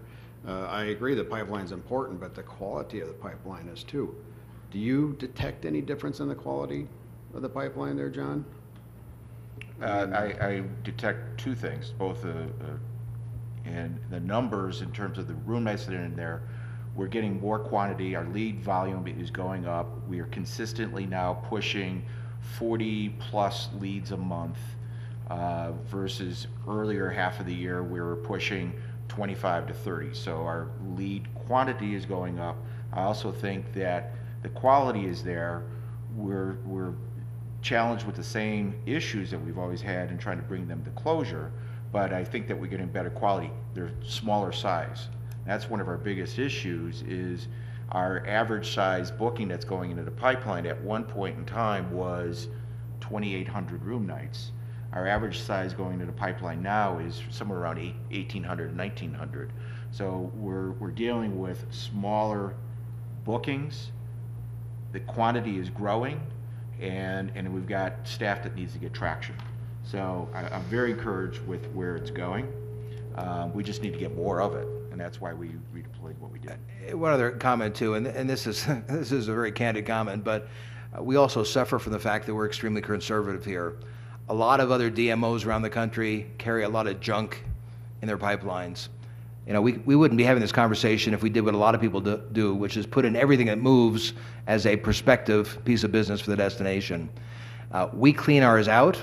When some of those salespeople were let go, we went in and looked at their accounts and took out all the stuff that we didn't think should have been in there. That makes the numbers go down, but it also makes them more realistic. So we're a very honest organization that way. We don't put fluff in there. And salespeople are pretty clever. You know, there are ways to say, oh, they're looking at 17 cities. We'll put that in as a tentative for 7,000 room nights. Well, you have no chance of getting it, but it makes your total go up. We're very honest that way. We also, don't forget, take one of the most humongous pieces of business that we have here that other destinations would only dream about, USBC tournaments, which are booked through 2030, and those don't fall in our sales department. So thousands of room nights that come to this destination that would normally be in the sales totals are handled as sort of a separate entity.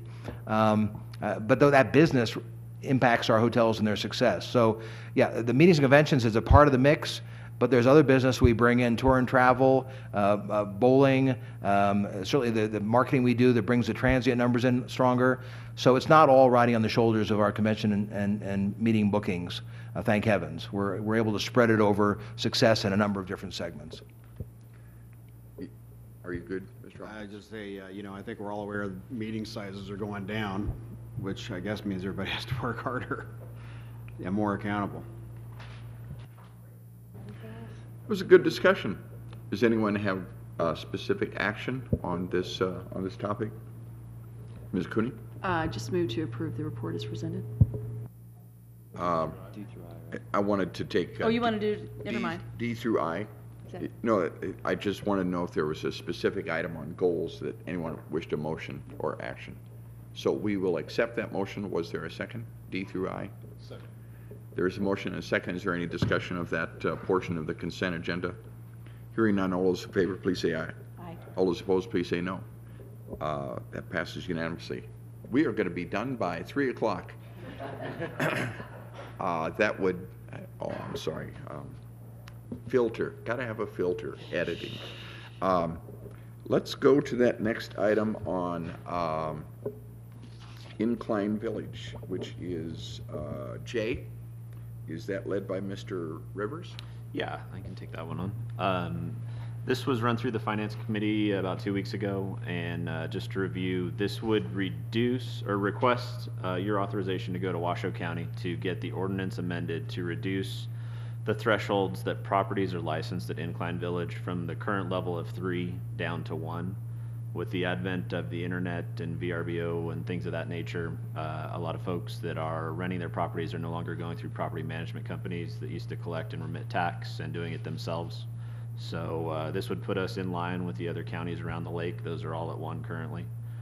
So what we're asking for today is authorization from you all to go to Washoe County and work with their staff to bring forward an ordinance change through the Washoe County Commission to reduce that number. I don't know if Mr. Scolari has anything from a legal perspective to add to that.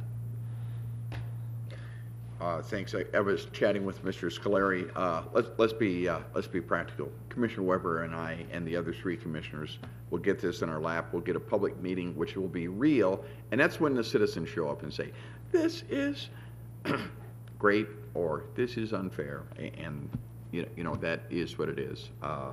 So I think Mr. Scolari has some takes. Just a little bit more info. The concept, I think, came from the Visitors Bureau up there, and the concept would be for it only to apply to the Tahoe Basin. So that was one of the parameters that we put on it for discussion with the county. And I've had an initial discussion with Paul Liparelli, and his idea was to bring it in concept form to the commissioners to buy off on the policy piece of it before we even started crafting an ordinance. So you would have basically 2 steps at the county if this moved forward.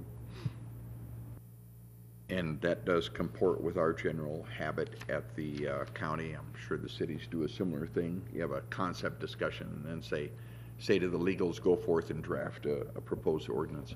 Mr. Hawkins. Not to get into the conversation yet, but I mean, wouldn't that require everyone with 1 property to have a business license? And yes, Wow. That is proposed, and I think that as tied to the concept, holding out to the public, you will deal with the public. If you want to rent your house to Aunt Martha, I think that's not a part of the mix. But if you hold it out to the public, and that triggers a license, and that's the way it happens. I'm not sure of the answer to this. Perhaps Brett knows, but if you go with a management company who has a business license, is the individual required to have a business license as well? No, just the management company would be putting that property out for the transient lodging. So it would encourage people to use a management company, which is in our best interest in terms of people having somewhere to go if there's any issue with the rental. Say they'd be more competitive if they didn't use a management company because they wouldn't have to charge the tax, right? I mean, if they had a few amount of properties, 1 to 3. Right Yeah, now, I didn't for want to ma- get too deep in that discussion because it's Those are good points, and that's what we will see at the County of Washoe, I assume. Ms. Cooney? I happen to, my family owns a property in Douglas County, and we have one property, and we pay 13% tax. It's quite a bit of money in the end, about $5,000 or $6,000 a year. So, and we have I think we just have a property permit. I don't believe we have a business license. Maybe we're supposed to have one, but. So I'm not sure think how it's it'd be- handled down there Yeah, I because don't they know. have some other conditions, being that the county also enforces the health component of it is Right. tied into it as well to make sure that it's livable and It's a things of different that nature. setup, but it's, it's pretty straightforward, and, I think you have to go after, it's so easy to run things on VRBO. You don't have to pay that property management fee. It's a big number to do that, so, I know there's, it definitely would make sense to go after the single ones and make it fair for everybody else around the lake, too. From a competitive standpoint also, if you look at the VRBO, there are some that hold out. We do it ourselves, so you save yourself the 13 or 13.5% wherever you are, so it is. Right. It's, anyway, there you go. Okay, my intent was not to take this out of consent, but I did want some discussion to take place. I don't want to sweep this through quietly. There's no point in that, because on Law Day, that's when we hear the praise and the objections of a new ordinance. To approve the rest of the consent agenda? You working on getting this going? I think we could waive the reports as to the other two items. That motion would be in order. I'll make a motion to approve the rest of the consent items. JK and L? Yes. Motion and second. Mr. Curtis?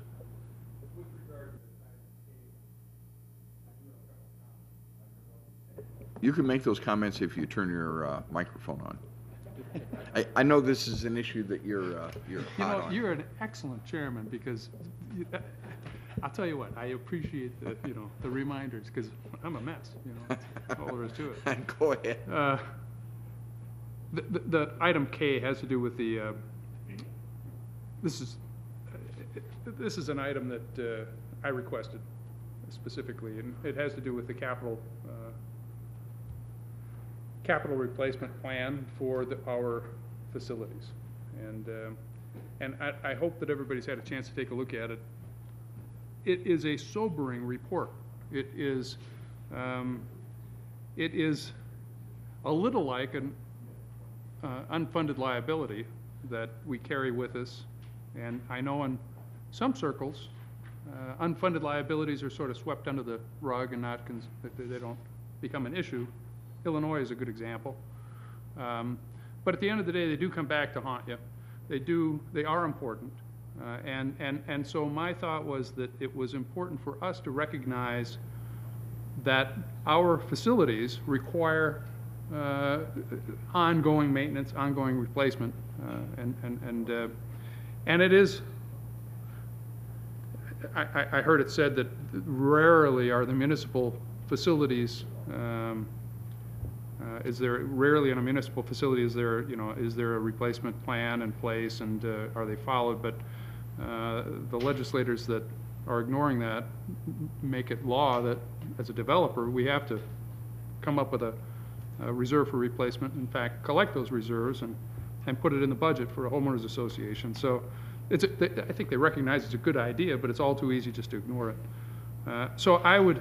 And in going through the analysis, and I know this is a draft, and I think it's a good start, clearly there are elements of the of capital that are beyond their useful life, purportedly beyond their useful life, but they're still working.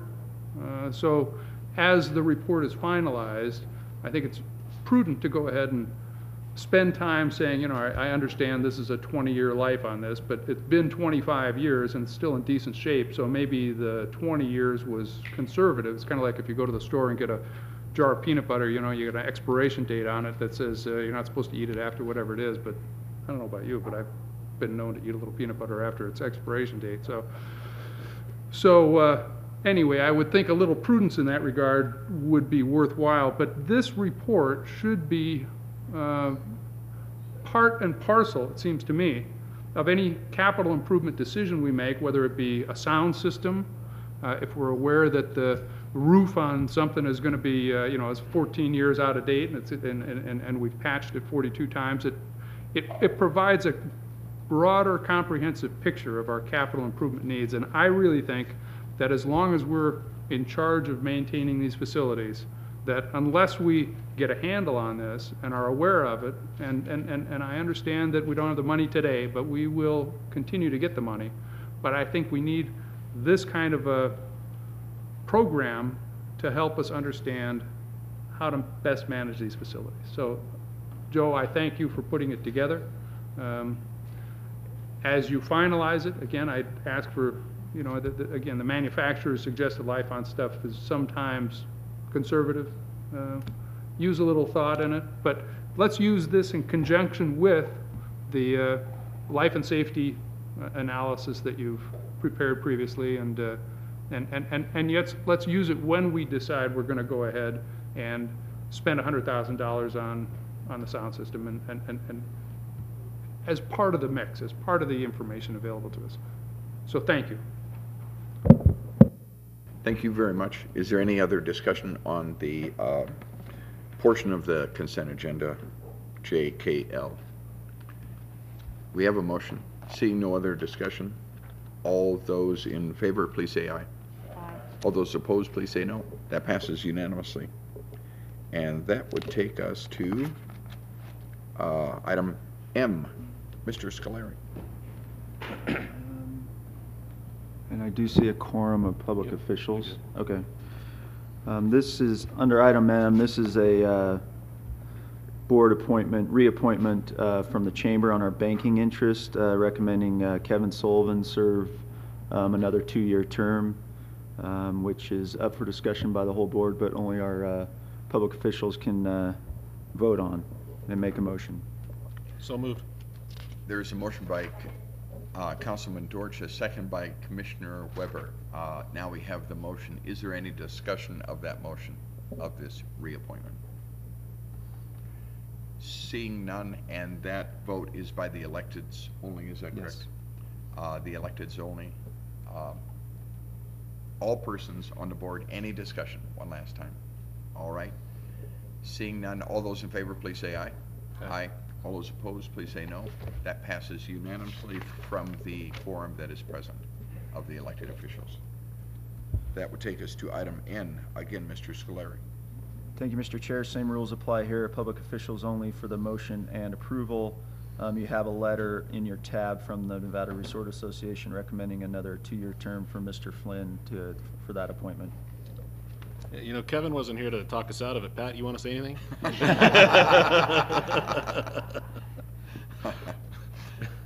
move to appoint Pat Flynn. Second. There's a motion by Councilman Dorch, second by Humke, to re-up Mr. Flynn. All persons discussion, all board persons discussion. Hearing none, then as to the board members only on the motion, all those in favor, please say aye. Aye. All those opposed, please say no. That passes unanimously. If he's here in presence, should we give him a round? Way to go, Pat. All right, that takes us to item O, and that is Mr. Baum. Thank you, Mr. Chairman. The Airport Authority has a seat that is designated for our organization's use. Historically, it has been a seat that has come from the lake, although I don't believe that is mandated from what we can see. And in the course of this process, I've considered a number of different options going forth, but a number of people with the Airport Authority have strongly recommended Andy Worth, who is President and CEO of Squaw Valley and Alpine Village. And I did not know Andy, but I've subsequently had lunch and dinner with him. and a lot of interaction on a number of projects that we're working on a regional basis. And I truly believe that Andy has a experience set and a knowledge base that is very much in sync with the goals of this organization. Andy's past experience in the ski areas of North America include places like Utah and Colorado and Vancouver, British Columbia. And in many of those markets, the subsidy approach to airline service is very commonplace. It's something we've not had as much experience with in Reno Tahoe, but with the changing face of the airline industry, we're getting into more on a regular basis. So I think that in that one particular area, he would bring to the Airport Authority a perspective and experience that would be very beneficial to the other members. I also believe that his philosophy about marketing and positioning is very much in sync with mine. One of the things that I told him in my conversation was, I'd like to have an ongoing dialogue with you. If you're going to be our representative, I don't just want you to fill the seat and we'll check back with you in a few years. I want to make sure that what you're discussing and what is being decided upon reflects this organization's goals, and you can be our conduit for that. So he is very much on board with that. I like the guy. I think he's a smart man, and I think his experiences really line up with what we need to do as we tackle this very substantial challenge of air service in the 21st century. So it is my recommendation that Andy Worth be our candidate to go on the Airport Authority Board. Thank you. Thanks very much, Mr. Skiller. All members of the board are free to participate in this discussion and motion and action. Mr. Chair. Go ahead. I think that the recommendation for Andy is tremendous. He not only represents a key portion of our product and a marketplace that we have kind of limited representation from, but he also, fortunately, has very personal contacts with some key airline representatives. So he not only has the industry experience, but contacts as well that could do tremendous benefit for us. I think that if we can ever get the governance, so that would be a recommendation or a motion to accept that recommendation. And I think that we need to get some clarity on this particular appointment for future, and if we ever get the governance committee back into order, that could be addressed. I think I remember, not as a board member, but from reading documents, that it was actually recommended that it absolutely be recommended, and I don't know if action was taken, that it absolutely be somebody from the ski industry that fills that airport assignment. So we should go back and revisit that from the governance committee and bring back some clarity on that process. And then also, is it appropriate? I look at how the county commission actually conducted interviews, and the selection and recommendation was from an elected body, not staff. And the same is true at the City of Reno, and we have recommendations that come to us, and again, it is an elected body that makes the recommendation and appointment. So I think we need clarity there. Is it staff giving a recommendation, or is it the elected or appointed body itself giving the recommendation? So we just need clarity on that process. It seems to have bounced around a little bit over time, and it would be nice to have continuity there. Ma'am, I appreciate those remarks. I appreciate them greatly. And you are correct. This is an important function. That's what the 1.5 or 2 appointments, one unexpired term and one full term that the county had recently to the Airport Authority.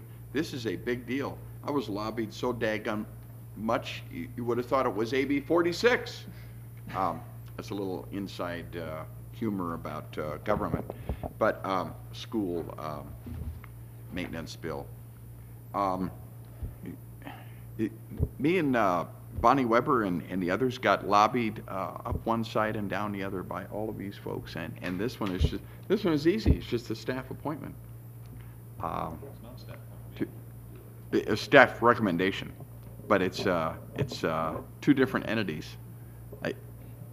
You make great points. I'm not saying don't want to do this today, but it's a great point. Any other discussion? And I did put a motion out there, so You it'll need did. a I second. apologize. Was there a second to the motion? There was a motion and a second. Mr. Curtis, on the motion. I was going to second the motion, and also simply like to reinforce what Chris said about Andy Worth. He's a real solid guy, and I think that it's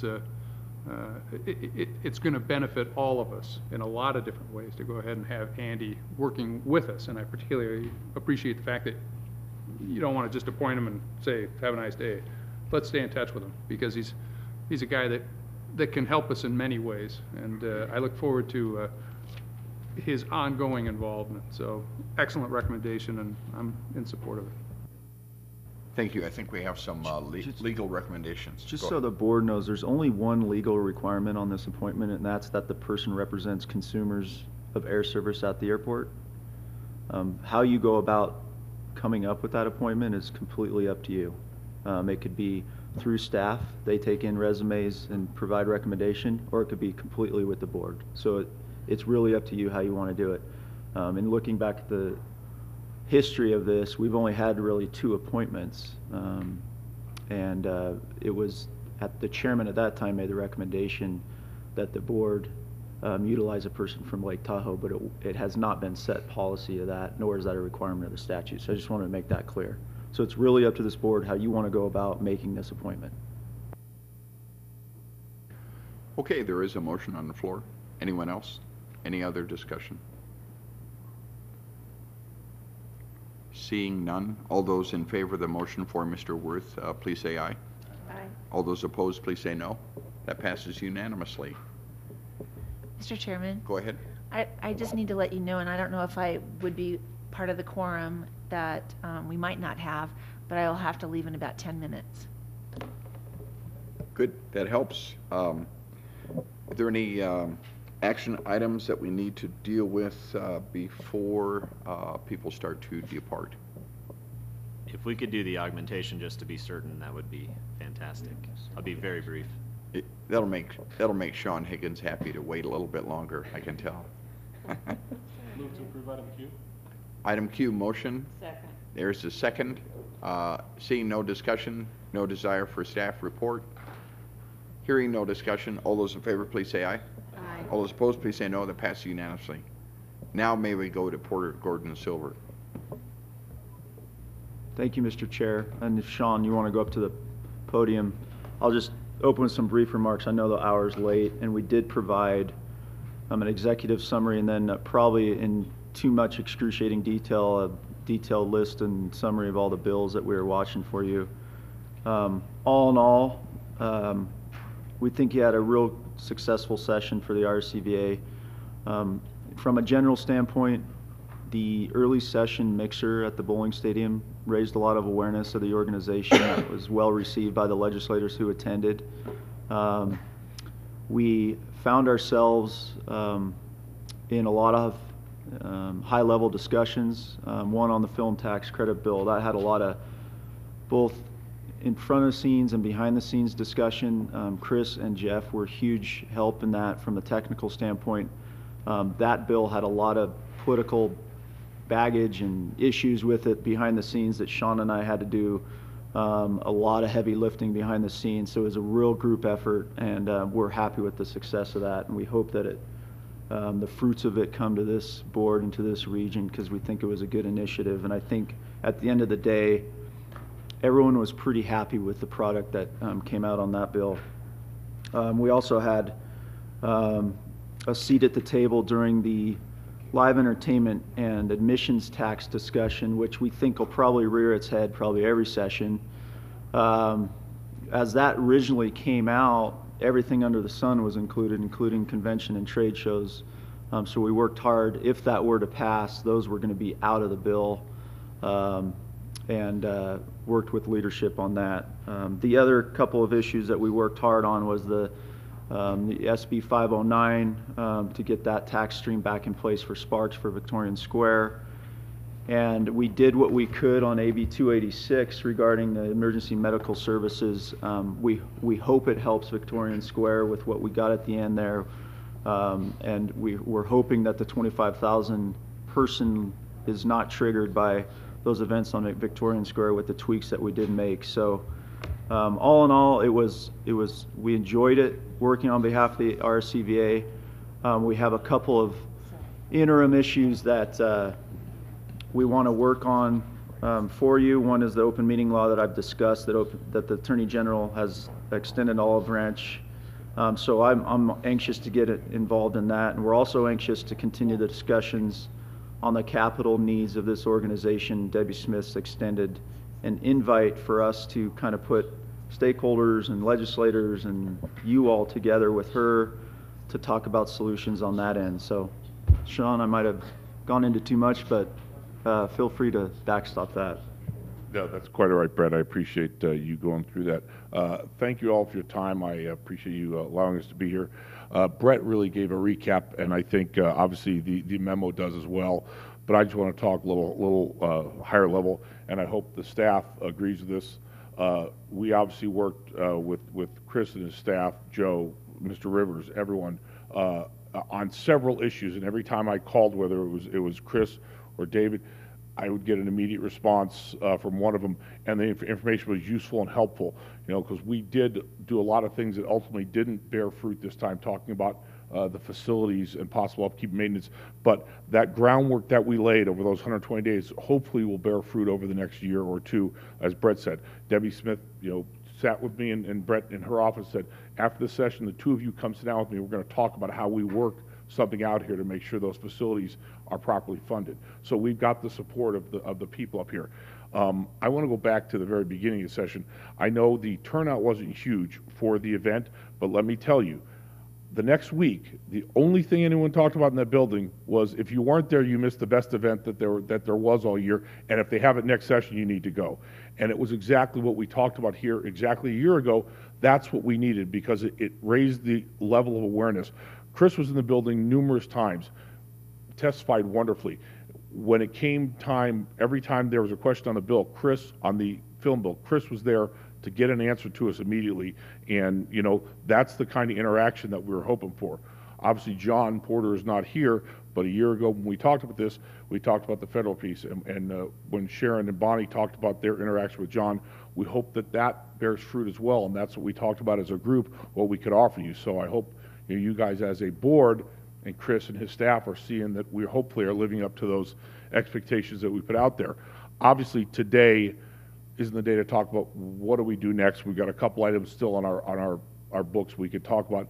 But, meeting with Chris and his staff over the time and board members individually over the next 6 months or so, we should come up with agendas, because if we have proactive items we want to get out next session, we should start figuring out who the votes are going to be, and that obviously way too early. But again, I hope you were satisfied with the representation you got. I think we did a good job, and I appreciate the opportunity. And we're happy to answer any questions, one on the memo specifically, or two in general if there are questions as to the representation. Thank you very much. I would say that Sean and Brett also worked very, I'm not sure if you said this, sometimes I talk and don't listen, worked very, very carefully with all of the relevant other entities and their lobbyists, the county, the cities, both cities. Very good team play. Lobbying is a contact sport and it's a team sport. And we were well represented in that regard. Ms. Cooney. John, just wanted to thank you for the help that you gave us in Sparks for Victorian Square on the special event committee and a couple of other items that I don't want to say publicly, but thank you very much. I appreciate your help. Absolutely. Mr. Chair. Go ahead. I appreciate the communication that was sent to us ahead of time. That was very helpful, the detailed report. So, thank you. It's a very nice report. It's a good synopsis. Is there any other discussion? The action would be to move to accept the report. Is that correct? So moved. There's a motion and a second. No discussion on that motion. All those in favor, please say aye. All those opposed, please say no. That passes unanimously. Thank you again. Thank you so much.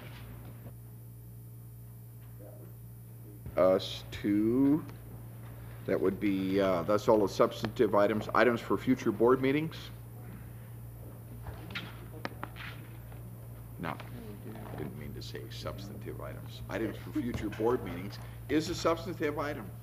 The report from John Porter for the shared federal framework activities.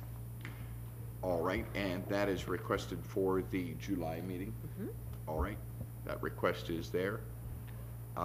There is, I believe, the very bashful law firm of Gordon Silver would like to be on the docket next month, possibly for contract review, extension, et cetera.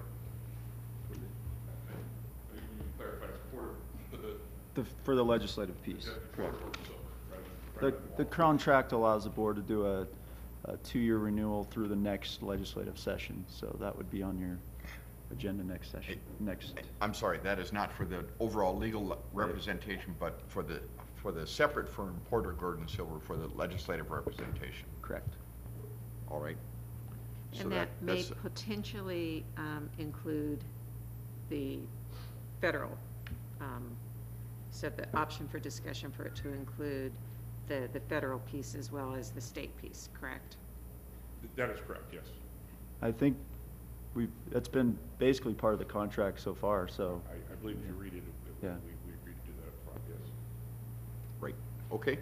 So that's early notice of what you can see in July. It's important stuff. I'm sorry, Mr. Chairman, I just wanted to note, I'm not sure this is the right time to do it, but finance and marketing committees have been canceled for July. I will be on some personal travel, and a number of other people had conflicts, so there was a relatively light agenda for both, so those were canceled. Okay, that we've received that announcement. Any other items for future board meetings? All right, let's close that and go to board member comments. Ms. Cooney. Just would like to extend an invitation to anyone who would like to come down to 4th of July next week and enjoy the fireworks from Victorian Square. Pretty spectacular place to be. So you and a guest, if anybody in the room, please contact me by Monday so I can get you set up with parking passes. Nice, Mr. Chair. Okay, 4th of July on Thursday. Ms. Zadra. We buzzed right by our item O without actually expressing thanks to John Wagner for having sat and fulfilled that representation for us on the Airport Authority Board. Great job, and needed to make that recommendation or recognition. Thank you very much. Any other board member comments? Then let us close that item and go to concluding public comment. Madam Secretary, we have no public comment. We will close public comment. If there's no objection, we will just adjourn. Is there any objection to that? Having not attained the hour of 3 o'clock, we are adjourned. Thank you very much.